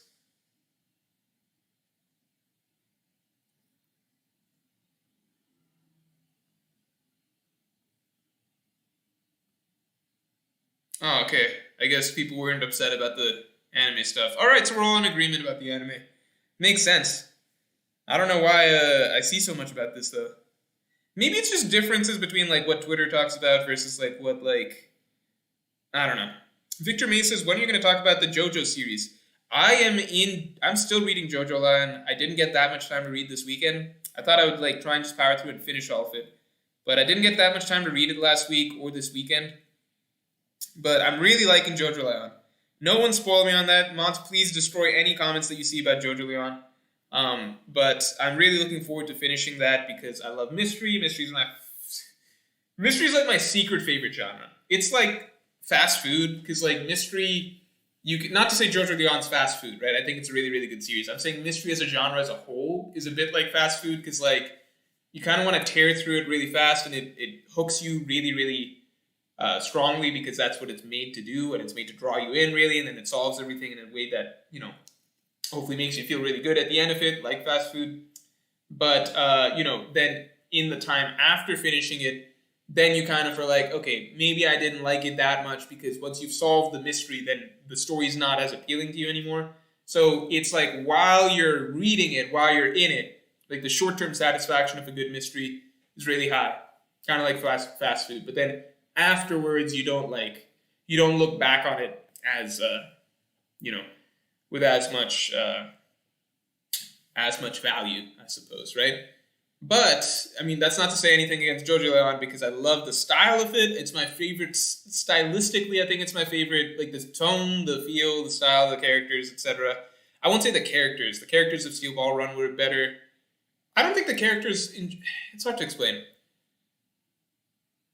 I think this one in particular has a certain mystique to it that I think all of the other JoJos, even Steel Ball Run, don't kind of come close to. I'm not going to say it's better than Steel Ball Run, but I'm really, really enjoying it so far. I've had some people tell me that they didn't enjoy the latter half of it, but I'm just going to try and keep an open mind because I want this one to be really, really good. That's it. And I do have stuff I would love to put into JoJo's videos because I think, I don't know, there's a lot that you can talk about in the series. I've come to appreciate more over time. I've always said I just hate the fans. I love the series. There's a lot that I want to say about it that I think Araki's, one thing in particular, I'll say this, I think Araki's journey as a writer is one of the most telling journeys you'll ever see, like most telling evolutions you'll ever see of a creative person in their craft. Because you can literally see part to part him adding a new piece to how he approaches storytelling. It's really interesting. It's like he learns a new thing every part, and he just slots it into what he already knows. And sometimes he doesn't do something he previously did as well as he did before. But you can kind of see it's like a building block type of thing. It's like, okay, add this element. Okay, now JoJo's is made up of these elements. But then okay, now this part I actually got really good at writing like this. I'll save it for a video, but I think it's one of the coolest evolutions you'll see of a writer. I'm not saying he gets better every part, but there's generally, I think, like a progressive upwards trend, at least from my opinion. And I think that there's generally an upwards trend in terms of like how you see him adding new pieces to his repertoire of how he tells a story. And again, I'm not saying every part is better than the previous part because, like, maybe he doesn't do something quite as well one part as he did on that element in a previous part. But you can always see him adding and trying to add more to how he approaches it. The part here says, sadly, I don't think Sanji will ever get conquerors, though. Yeah, I don't think he will, but I don't think I'd be as against it as I once was. Conquerors just sort of has elevated portrayals, while Sanji always is swayed with kindness and ideals. Usopp will probably get it, though. Yeah, there's like a certain intangible quality to Conqueror's haki users. And it definitely does come from like a sort of, it's a very special portrayal that you sort of get. I guess elevated is one way to put it, but you can kind of just tell. Like, I've talked about Conqueror's haki so much in other videos, I don't want to go through it all over again. Mr. Hades says, Ivankov and Wano pretending to be a geisha would be amazing. That would be amazing. I mean, it would be kind of random, because Ivankov was at the tea party, like, not the tea party, not Big Mom's tea party, her tea party, like, a while back, but, Wonder how Sanji's flashback would be. Yeehaw. Isn't it hee-haw? I think it's hee-haw.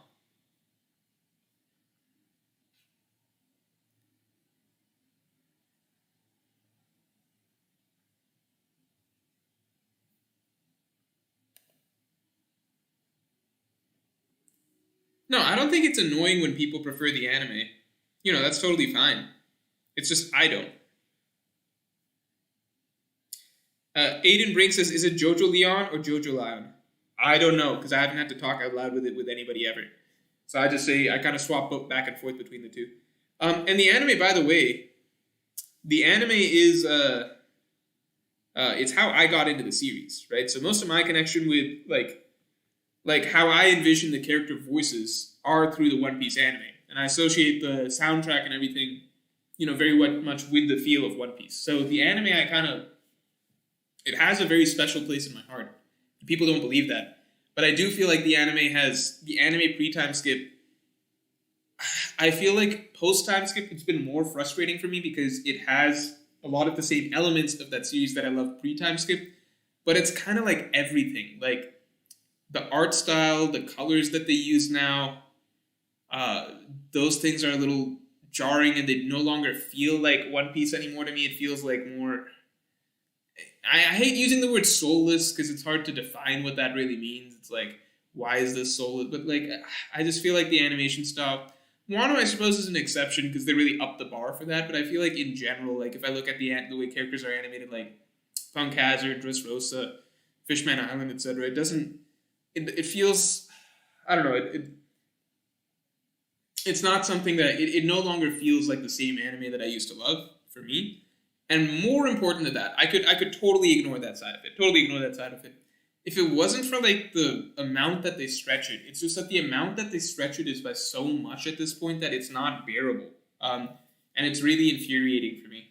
Because I feel like I've come to resent the anime partly because it's gotten to a point where, like, I feel like, how do I say this? It's gotten to a point where I feel like it's literally doing a disservice to the series. Not that the anime is hurting One Piece's sales. Obviously, that's never true, right? Like, the anime will probably boost it no matter what. But it feels to me like, because I think that One Piece is such an amazing story. So for me to, like, go and see, like, the episode-to-episode stuff is just, like, taking Oda's chapters and, like, it just feels like they're just, like, it's just to push out a quick buck for them, right? Because it's just taking Oda's chapters and just being like, all right, technically we have to animate this, but let's just drag and stretch and waste time. So technically at the end of these 22 minutes, we've gone through 75% of the events that have happened in this chapter, but it's mostly dead space, and it's mostly, like, a lot, how long is that fucking song? How long are the openings? How long are the recaps? It, like, I don't know, I've just become very pessimistic and cynical when it comes to the anime, because I just can't feel like, I don't know, like, I'm like, what? Like, this is what they're doing is such a great series. And then it makes me so mad when people hype up, like, the episodes or scenes that they do well, because I'm just like, this is what, like, it's in a non-serious way, right? This is what an abusive relationship essentially is. This is like the cycle of abuse. Treat you bad 80% of the time, 90% of the time.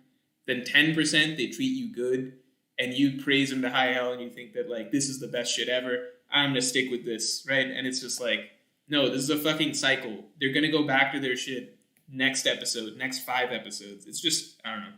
It's just sad. It's literally just a corporation taking, like, using the fact that it has a fan base from One Piece and like being like, what is the minimal level of content that we could put in episode to episode?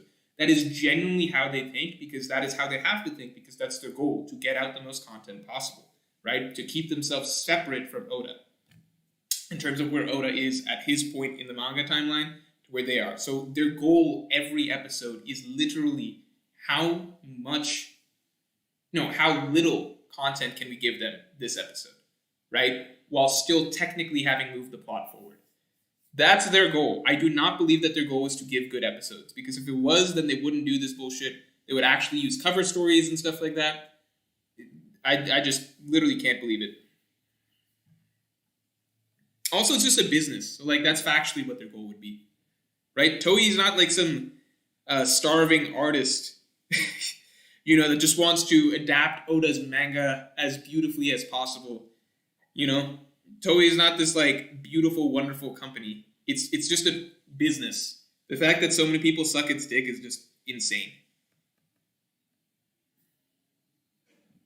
Oh, Victor Ontiveros, funnily enough, says, I think I speak for everyone, but we would love to see more just rant about the anime. So I just did, to a degree. Maybe I do a video on it.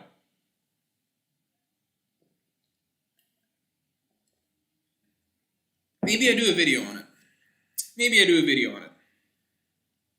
At first I was thinking, like, maybe I should just do a video on, like, how canon is the anime and just be like, well, it's not. But maybe I just do a video on the anime in general and kind of shit on it. Shonen Academia says, top 3 musicians whose music you enjoy the most in One Piece. What? I don't even know what that means. Are you saying, like, OSTs? OSTs that I enjoy the most? Or are you saying, like, the artists that make the OSTs? Because I don't keep track of that, unfortunately. If you're saying musicians in the series itself, I mean, the only options we've really got are, like, Brook, Apu, and I suppose Queen with the funk song. Keenan says, what Podcast Rouge is to the Will of D, that's Don Chinjao to Conqueror's haki users. Don Chinjao, that's the thing that we have to... That's the only reason people think Sanji might get conquerors. Don Chinjao, the thing is we have to assume that he was significant in his prime, right? So this is way past his prime. Let's just assume he was, like, a big deal in his prime. Not, like, tippy top tier, but, like, big deal. Like, I think, like, for example, people are going to kill me for this, but, like, Boa Hancock has Conqueror's haki, Doflamingo has Conqueror's haki.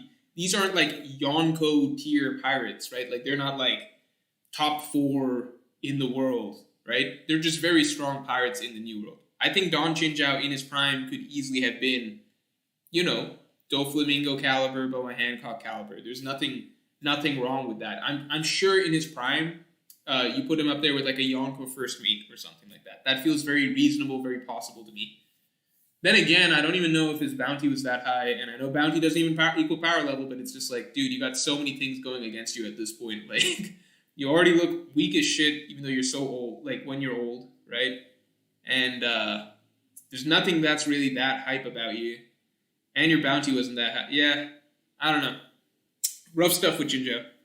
But I like to believe that Chinjao was probably like first mate tier at some point.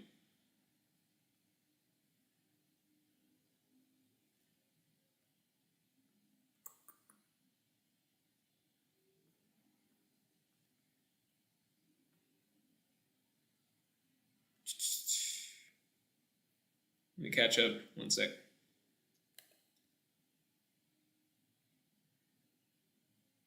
Chinho Wong says, more just pre-time skip anime bias for sure. Yeah, I mean, I have a very strong pre-time skip anime bias because, like, that's just what got me into the series, what I like better about it.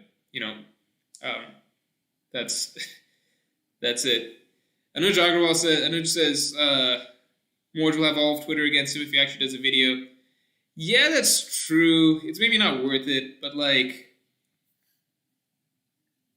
it's maybe not worth it. It's also like I don't personally. I'm fine, I guess.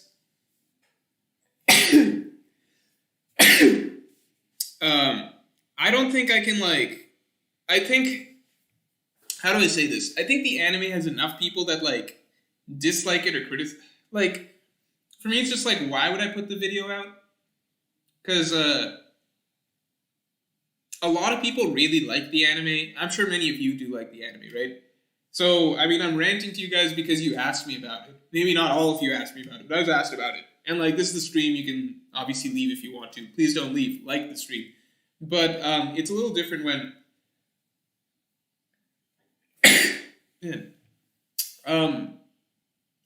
yeah, I think that in general, with the anime, a lot of people really like the anime, and there's, like, a special magic to the anime for them. And they prefer the anime to the manga, and that's their preferred medium of One Piece.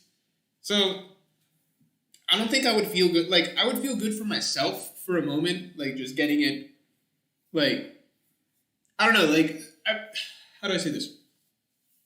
The satisfaction I would get from, like, just ranting about the anime versus, like, just the feeling that I'm being mean for the sake of being mean, that feeling severely outweighs. Like, at the end of the day, I don't care that much about the anime.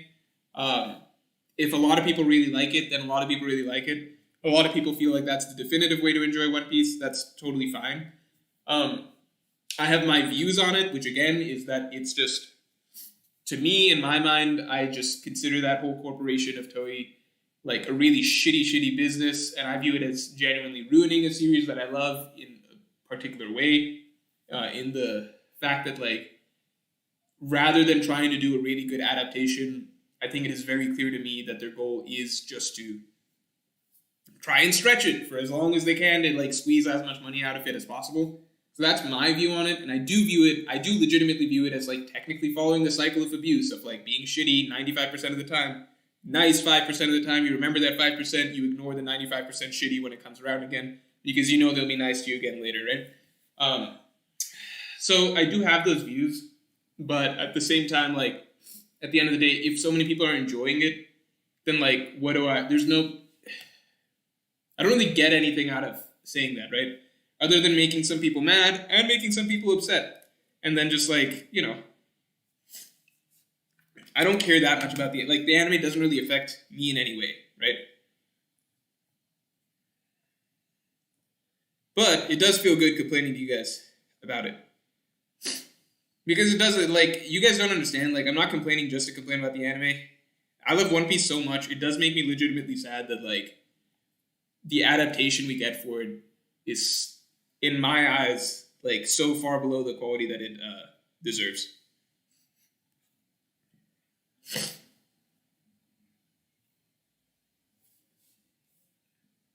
Gabe C says, I think if we get a gag Conqueror's Haki user, it'll be buggy. I think Conqueror's Haki is one of those things where it won't be a gag because it's not like a circumstantial thing, right? It's something that that is, you know, intrinsic to your character, right? It says something very important about your character. I don't think Oda would play that for a gag. Juno wants says, Morge, if you binge anime arcs, you will love it, damn it. Dude, I mean, like, I like One Piece. One Piece, I think, has done a lot for it. I think it's troubling to me that, what do you call? If I watch a One Piece episode, I can even still sometimes feel like it's a little slow. So for me, it's like, well, then how slow would the normal episodes be? So I don't know. Chinho, you started off as a manga reader and then switched over? That's kind of crazy. I very rarely hear all of that. Pioneer says, until Wano off the post-TS anime art seems soulless. Whole Cake cool because of the source material. Yeah, so Whole Cake, it's really hard to fuck up the anime because the source material, I think that's the most visually beautiful we've ever had One Piece in the manga. I mean, I won't lie that the Wano anime is good, though. I think it's good. Like, the animation is good.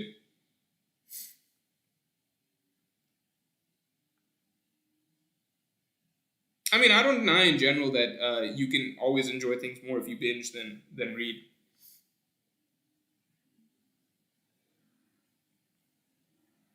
That is true.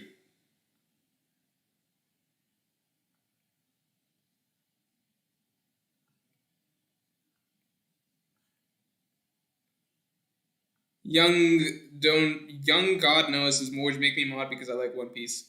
Well, you're the only. I don't know if you're the only one here who likes One Piece, dude. Boy Ninja RJ says Morge doesn't even watch the anime LMAO. Wait, that's not fair. Because I did used to watch the anime. I watched the anime and then I stopped watching the anime. So how? Because that's. I watched it, then I stopped watching it because, well, partly because I caught up, but also there was a time I had caught up and I would go back and watch the anime and then read the chapter and then go back watch the like. I would do both, and then eventually I stopped because I was like, why am I watching the anime when I could just be reading the manga? And then I saw the manga get progressively worse. Also, I caught up to the anime I've watched episodes up to the end of the time skip because I've gotten other people into One Piece, and getting other people into One Piece is way easier through the anime than the manga.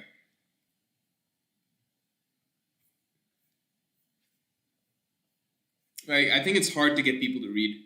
Shonen Academia says, objective One Piece waifu tier list when? Dude, I don't know. You might be waiting for that one. Objective One Piece waifu tier list. I'm definitely going to do it, I think. I've decided I'm going to do it. Maybe. But I'll have to make it some sort of insane goal. Like 300k subscribers or something like that.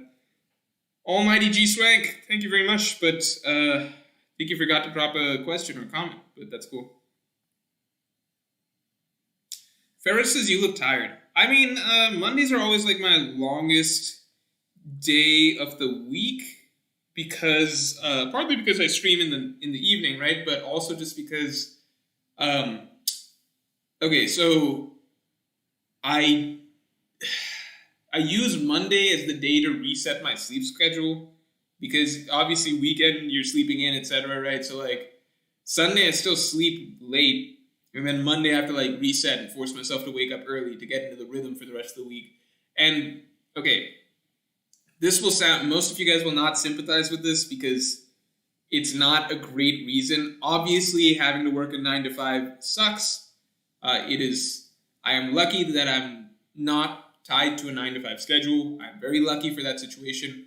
I will say that there is a different challenge, not a harder challenge, just a different challenge, which is just that when you do have the flexibility to wake up when you want to, it becomes very, very easy to start just waking up early or slacking off or taking it easy, or just like the time that you wake up gets later and later. So you really have to have you really just kind of got to learn your lesson a few times of like, okay, I fucked up my whole work schedule for the week because I just kept waking up later and later. And you do just kind of have to like, I don't know. It's obviously not as bad, right? Like having to wake up and go somewhere or you're fired is obviously worse. But it's its own challenge, its own little mini challenge, which is not fun, which is like if you wake up at a time, right? And you're like, fuck, I only got like 5 hours of sleep last night. I'm really, really tired. You're so tired in the morning. You're like, I could just go back to sleep and sleep for another 3 hours or 2 hours or something like that. But you just have to tell yourself like, no, you have to pretend it's the same as doing a 9 to 5. Pretend that you will be fired if you don't like wake up, go sit down at your desk and work right now. All right. And it's obviously not as bad as literally having to do a 9 to 5. I'm not saying that. I'm just saying that it's its own little thing because it's so tempting to always just be like, well, I could just sleep in longer if I wanted to. All right. So that's just a thing. I used to do that, right? If you go back to streams where I'm seeming not tired, that means that I slept in that day. All right, it's good that I seem tired on streams because that means that I woke up early and I did the things I'm supposed to do today, which is why naturally I'm tired by the end of the day because I'm running on low sleep. Bartos Z says, only few, I haven't seen your name in a while, Bartos. What's up? Only few anime episode writers can do justice even when they get lackluster source material. It's a rare occurrence, 957, 982, Ishitani's episodes, for example. Yeah, I mean, I've seen the animation of like the really, really well done episodes, and I have been impressed.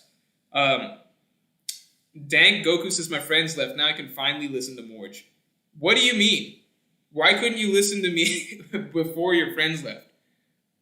What would they have done to you? Would they have given you a wedgie? Would they have beaten you up? Would they have stuffed you in a locker? No. Make your friends listen to me too, so that the viewership of the stream increases. But yeah, I know that some episodes are really good, and I understand that it's going to depend a lot on what staff is assigned to those episodes or who they hire to do certain episodes. But that's also just a frustrating aspect of it, I suppose. DeWood Victor says, "Okay, react to the anime and we'll get you to 200K." Guys, you wouldn't enjoy me reacting to the anime. I don't know what to say. You just wouldn't like it. Like, what would you? When I react, I'm not like a pop out of your seat reactor. All right, I don't just like jump or get really hype or be like, "Oh," or whatever, right? Even if I was that type of person, right, I could see myself doing that for animes for stories that I've never seen. But the One Piece anime is stuff that I already know. I already know the story, right? I read the manga, actually. I do it every week. So there's not that much for me to get surprised on with the anime. Sean Easton says 300K subs. Easy, me and my 150K alt accounts. We'll see you next Monday. Am I at 150K yet? Am I even at 150K? Let me see. 145? Oh, man. All right, got to pump the numbers up a little bit. Alberto Rodriguez, I'm not going to respond to this because this is going to get into a discussion. The Pirateer says, "Morge, don't listen to them. I think your appeal is that you aren't a typical reactor, lol." I'm just not a good reactor. That's just not me. Logie Dogie says, "We need more drunk streams." I will get on that. We need something to celebrate. Phantom Greyfire says, "Unattached super chat from Almighty G Swank. What's your opinion on man-made devil fruits?" So, I mean, I think we can tell clearly from Momonosuke that they are more effective than previously suggested. They can do a lot more than previously suggested. So, I think that what I'm really interested in is if Momonosuke can eat another devil fruit. Because, as we know, devil fruits, you can only have one, right? But does that really count if the devil fruit itself is like a fake devil fruit? If it's an artificial devil fruit, then did you really eat a devil fruit? Could Momonosuke eat another devil fruit? I'm interested to see that. My opinion on man-made devil fruits is I'm not sure how many more of those we're going to see in the future. It might have just been a way for Oda to get into dragon fruits into the series so that Momo could be like Kaido. So he had to create a man-made devil fruit. And then the smiles are like an interesting twist off of that, right? But a really, really good man-made devil fruit, I don't know how it would play into the story. Obviously, the world government would be able to abuse it. But would strong characters have artificial devil fruits or real devil fruits? I think as far as we can tell, real devil fruits are probably still ultimately stronger. Shonen Academia says, are you interested in ever playing One Piece D&D? Have you watched Rustage 2 series on YouTube? I'm not so for a while I thought like Dungeons and Dragons, I literally can't understand. I think I couldn't understand what the appeal of the game was at all. Like for a long time I was like, obviously I would never play something like that. I just knew that D&D is a game that like D&D for I think forever has always been like that that stereotypical like I guess the stereotypical nerd game that like someone plays D&D, that sort of thing, right? But then, as I got older, I'm like, well, I've spent money on like Hearthstone, spent money on like play a lot of Dominion, stuff like that. Like I've gotten more into games and stuff like that as an adult. So now D&D, that seemed like more of a possibility. So actually, before I moved, my group of friends were considering like, hey, what if we tried D&D or something like that, right? It was just an idea being thrown around, and then like we were still all kind of skeptical. It was really just one guy in our group who was suggesting it, but it was an idea. And then since I moved, I think that there's actually been some talks of like, all right, like if we want to stay connected or whatever, me with people from my friends from hometown or whatever, like what's some fun games that can be played online or in a group setting that's kind of just easy to slip in and out of. And D&D is something that we have kind of discussed or thrown around a little bit. So I might try it. But I don't know about One Piece version. I don't know about that. Chinho Wong says, if you keep delaying Marineford, your sub numbers will drop. That's actually possible. That is actually possible. Logie Dogie says, Morge is the first person to ever say my name correctly. That's nice. You're welcome, Logie Dogie.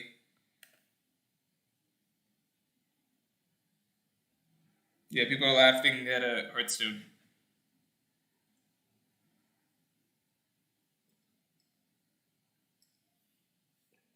Overwatch is a dead game. I used to play Overwatch.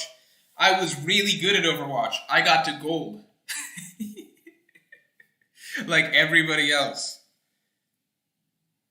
So, sorry if you never got to gold. It's not that hard though. But yeah, that's pretty much it. Didn't play that much. Parter said, I looked it up. If I played D&D, I'd be a changeling. What does that mean? What would I be if I played D&D? Phantom Greyfire says, Morge, please put some books on that shelf. Yeah, I kind of gotta. I will soon, I swear. Wolfang says, Dritz reaction. Dritz reaction. I saw people talking about the Dritz video before I started the stream. So, like, people were talking about it in the chat. So, with the Dritz video reaction, please, Kian Wozniak says, Dritz video reaction, please, I need to hear the rant. All the comments right now are about the Dritz reaction or my empty shelf, thanks to Suzuki Satoru.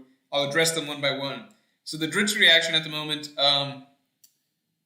I am not reacting to the Dritz video. I actually was going to at one point, but it's so fucking long. So he made it 6 hours. So I talked to Dritz a little bit. I was like, dude, the video's too long. How do I... Tell me one part to react to.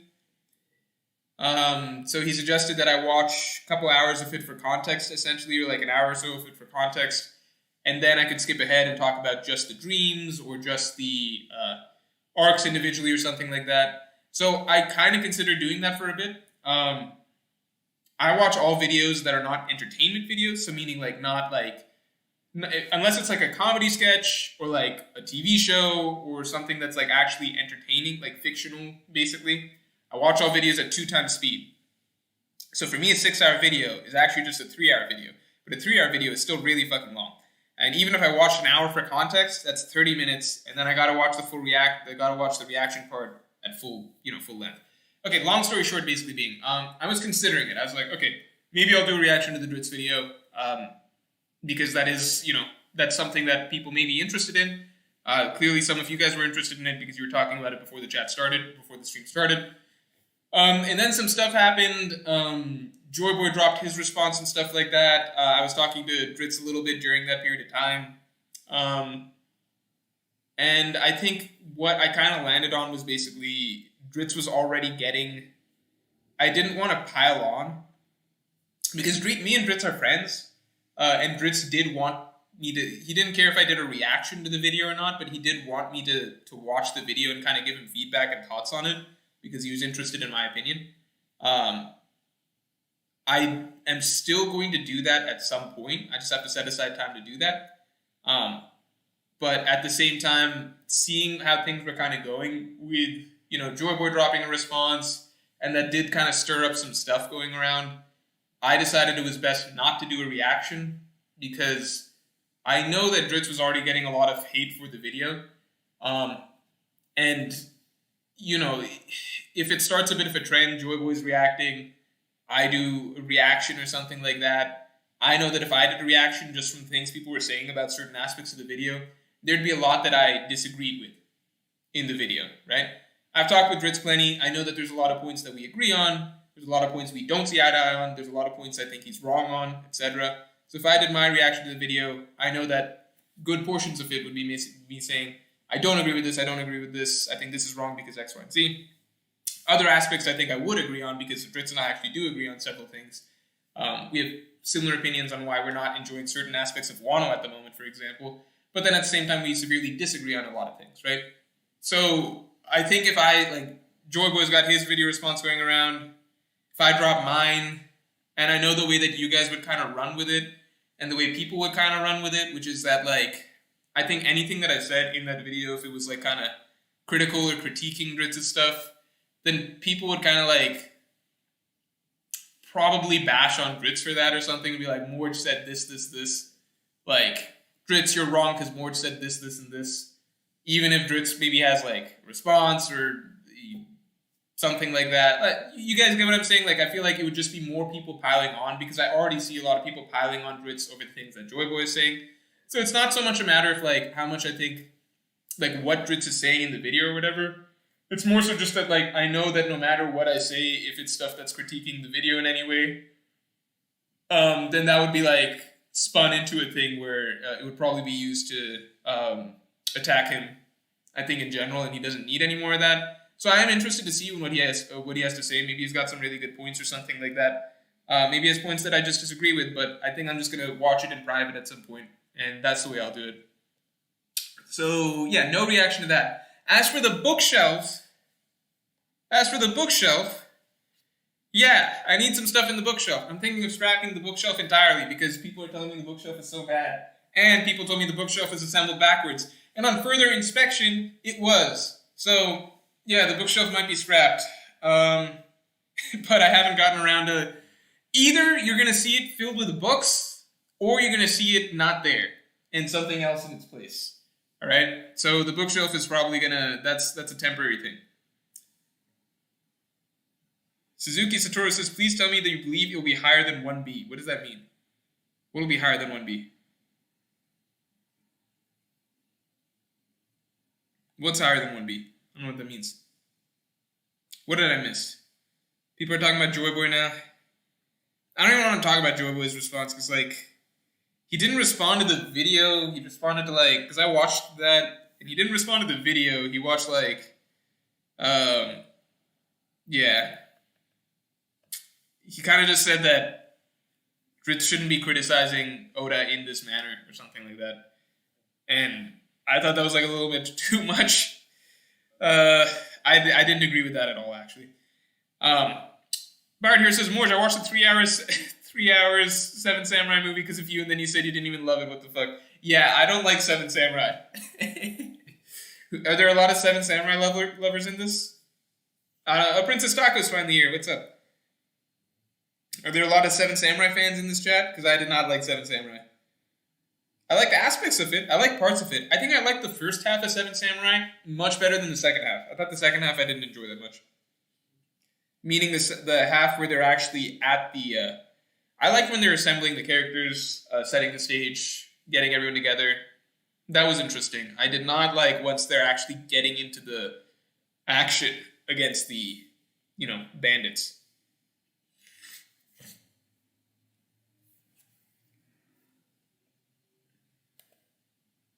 Mr. Crescent, thanks a lot. Has One Piece ruined other battle shonen for you? I still enjoy other series, but after One Piece, most series fights feel so short and only have maybe 1 or 2 moments that stick with me, while OP has several. No, I'm not with you. I think I like One Piece fights a lot because I think One Piece fights have really... I think One Piece fights for me have the most emotional moments that I can think of. Like, for example, Luffy beating Lucci, the Jet Gatling... was probably the most, the Jet Gatling, probably for like a good 10-year span of my life. Definitely from probably 6th grade through college, right? Like 6th grade through high school. I think my entire childhood through teen years, probably. Luffy's Jet Gatling was probably the most powerful moment that I could think of, period. And the only reason I don't still think that is because I watched that clip so many fucking times that I couldn't possibly still feel the same way I once did about it. You get what I'm saying? But like for me as a kid, watching Luffy's Jet Gatling, it just hits you so hard. It's so good. And courtesy to the anime. That's the anime. I will always say that the anime does its good moments really, really well. Better than the manga ever could. Guaranteed. But it's fucking supposed to do that. It's anime. It's supposed to be better than the manga. It's supposed to be better than the manga. Like, it's like that Chris Rock bit, It's like, you're supposed to take care of your kids. Like, that doesn't make you a good parent. You're supposed to take care of your kids. So that's my view on the anime, right? Anime peak moments, better than the manga, guaranteed. No argument there. Luffy's Jet Gatling on Lucci, amazing. Most emotional impact for me as a kid that anything could probably ever have, right? But and I don't think that I can think of other series fights where I feel that same emotional high as I do at the end of One Piece fights. But at the same time, I think in terms of straight fights, I don't think that the actual if you get down to nitty gritty, like the actual choreography or like the cerebral aspects or like the twists and turns or variety that you see, I think that there's plenty of other series out there that beat One Piece out in its fights in terms of those categories. But I think One Piece has really, really strong storytelling in its fights, and that's what I really appreciate and what stands out to me.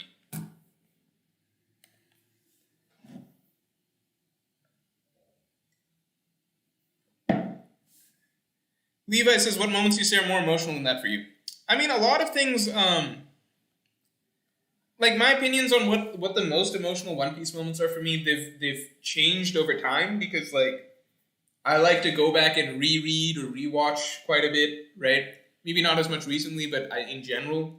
So, like, the more you do that, then naturally the more that certain moments, their magic, like, wears off on you. So, and also depends on where you are in life and maturity. So, like, I think now my favorite moment in One Piece is probably, like, my favorite moment in the series period is probably declaring war on the world.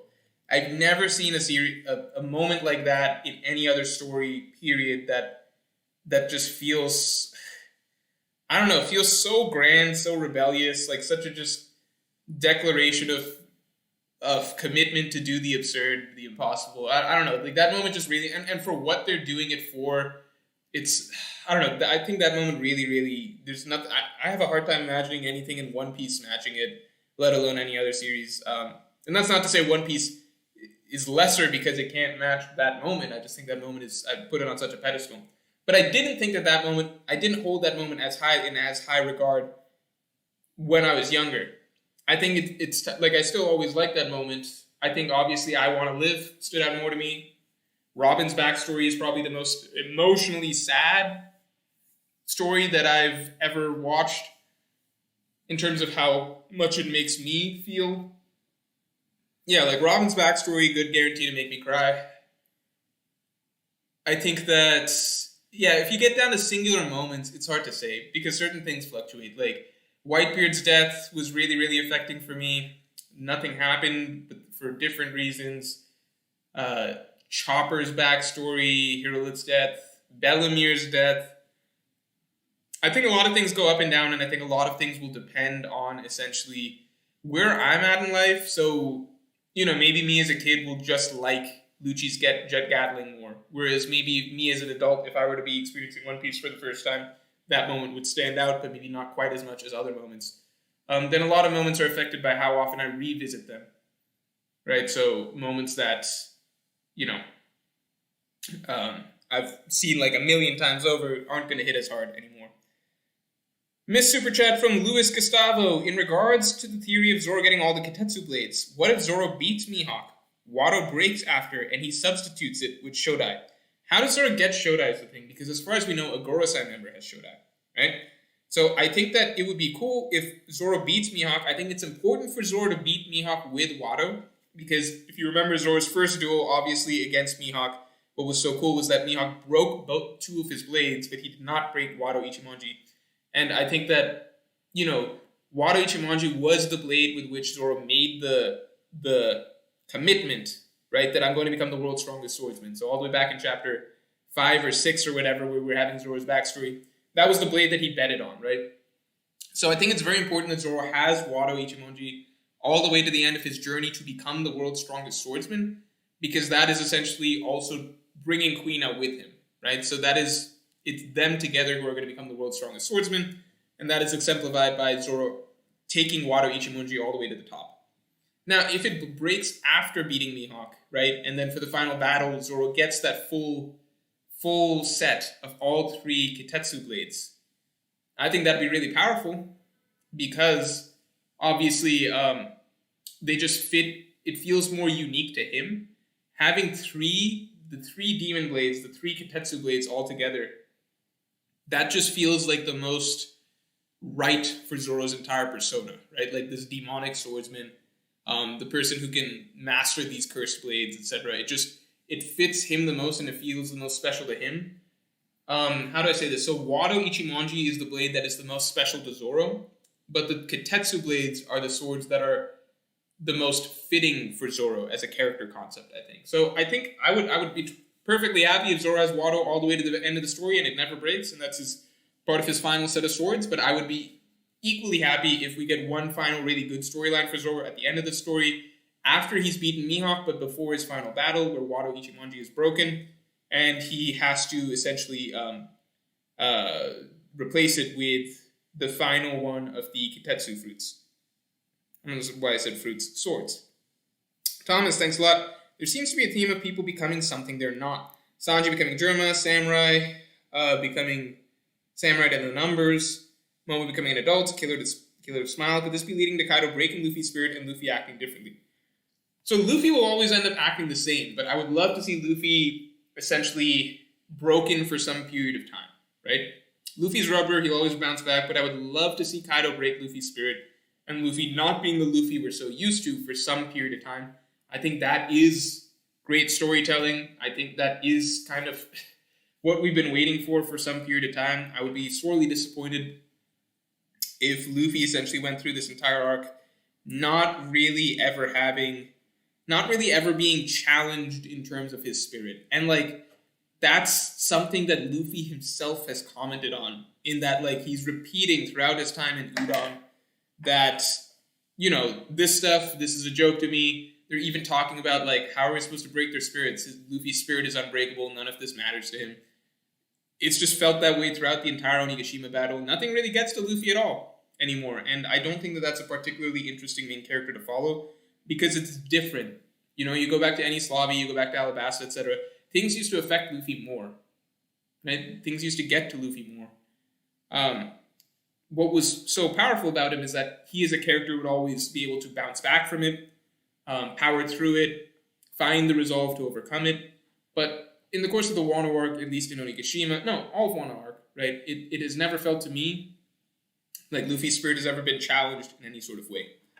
And I think that it's interesting because Kaido is the character that has been most built up throughout the story. He's actually the character that is written around the concept of testing people's spirits and breaking people's spirits. So that's what I'm really looking forward to. Regardless of if the raid fails or not, I would love to see Luffy at least defeated one more time. At least facing one more defeat. And I think that that's very likely, to be honest. Again, regardless if the raid fails or not, I do think Luffy is not going to beat Kaido that easily. Even just certain things, like, for example, Luffy and Kaido are separate from all of the action happening below.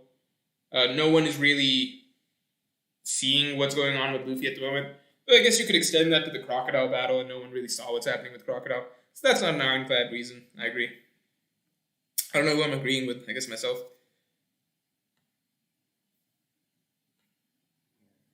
I'm going to call the stream at 10:15 EST. How about that? I think that's good. 10:15 EST. Ashu Gupta says Zoro's getting a Black Blade in 10:34. I don't know about that. That guy, okay, wait, no, some people are dropping. I've heard of some claimed to be leaked spoilers, but those are unconfirmed. I think some people are trying to drop some of those. I've seen them. I don't know how much stock I put in them, but maybe I'm wrong. But, you know, I wouldn't even count them as spoilers because they're just, there's something at the moment. Joey Jojo, thanks. Enies Lobby is grossly overrated when rated on its own. People tend to devalue Water 7 in comparison, even though it's where the bulk of the story is. I mean, I just count them as one story. It's one story. I don't really know how you even separate them. I guess I would agree that Enies Lobby, I think all the most powerful moments that you want are in Enies Lobby. So again, I want to live. I mean, Robin's backstory in general, right? I want to live, declaring war on the world. The Jet Gatling, maybe that's just for me, but Usopp, right? And it ain't like it's hell here, that whole speech. Going Mary's return and funeral. All the most powerful moments are in Enies Lobby, but they're the payoff of the moments set up in Water 7. So I don't know how you separate the two, and I would agree that Water 7 is where the stronger. I mean, yeah, I would agree that Enies Lobby is not strong without Water 7, but that's that's just inherent to the way that storytelling works, right? Like it's the payout. Like if you didn't have Water 7, then those moments don't mean as much. So I don't know if people tend to devalue Water 7. It's just that like I think people when people praise Enies Lobby, I think they're counting it as the full storyline. I don't think people are just talking about just the battles in Enies Lobby, right? Andrew says, do you think we'll get a character arc for Kid like how we had one for Law? I see a lot of potential in Kid that people keep sleeping on. I would love a character arc for Kid. I would suggest going, in my mind, I think that the best character arc for Kid is one that people don't really, I don't know. I don't know how many people, a lot of people were convinced by the theory when I dropped it, but I don't know how many people are on board with the theory at this point in time. The theory was, you can go back a little while, it was basically me talking about why Killer might actually die. So it doesn't matter that Killer beat Hawkins. I never said that Hawkins is going to beat Killer. My theory was why Kaido might actually kill Killer and what that could mean for Kid's character and the direction that Kid's story could go from there. I think that is a great avenue for Kid's story. I think it fits with a lot of what has been set up in the past for him and for the themes of Wano in general. And it actually plays into Luffy's story in a way. But if it doesn't play out like that, then I really hope we get something more for Kid because I think the character development that people cite for Kid, this arc, which is that yeah, he's more friendly and like willing to ally with other people. This character development that they reference for him, it's like, yeah, that's technically something that's happening, but it's not as like, that's not something that just because it's there doesn't mean it's really like praiseworthy or I think that it's all that or that good or anything like that. Like you can compare it to Law's storyline, which was significantly more compelling throughout Dressrosa. I would argue Capone Beige in Whole Cake Island had a better storyline going for him than Kid in Wano. Again, yeah, it's nice that like Kid was like, we know work with other people early on, and now he's like, Luffy, you fight Kaido, I fight Big Mom. Like that's cool. It's not like we really got to see or experience much of the moments or the character changes that are happening with him along this line or this evolution. It's kind of just like how he's being jerked around, essentially. So I would love to see something more in-depth for Kid. You know, again, like even just this chapter with what we got with Sanji, right? When people ask me, like, what do you want, right? This chapter with what we got for Sanji, that is a great example of an actual character arc. Like, what's going on with the character? What is the character thinking? How did the character grow from what's happening at this moment?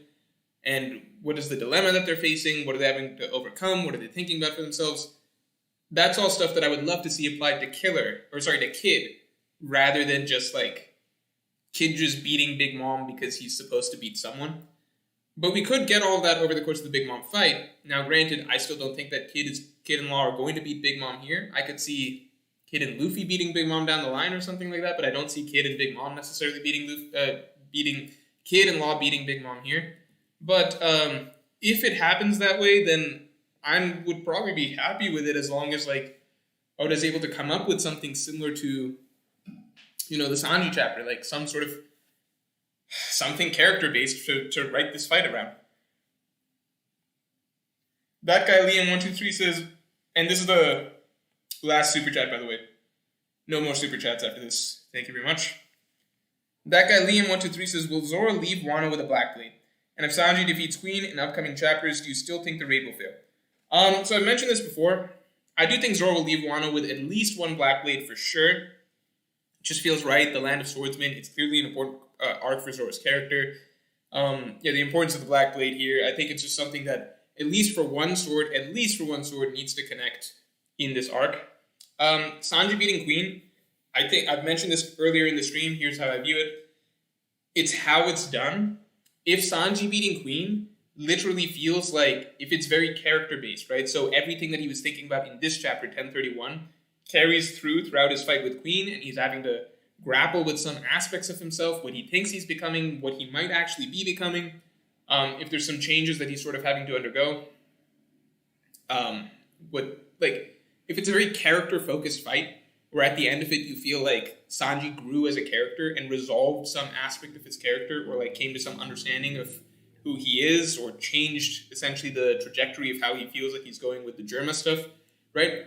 I'm not going to get into specifics, but let's just say the broader point of if it feels like the resolution of Sanji's character arc, character conflict, his dilemma that he's facing right now, if it feels like the proper resolution to that, then I would have significant doubts about the raid failing.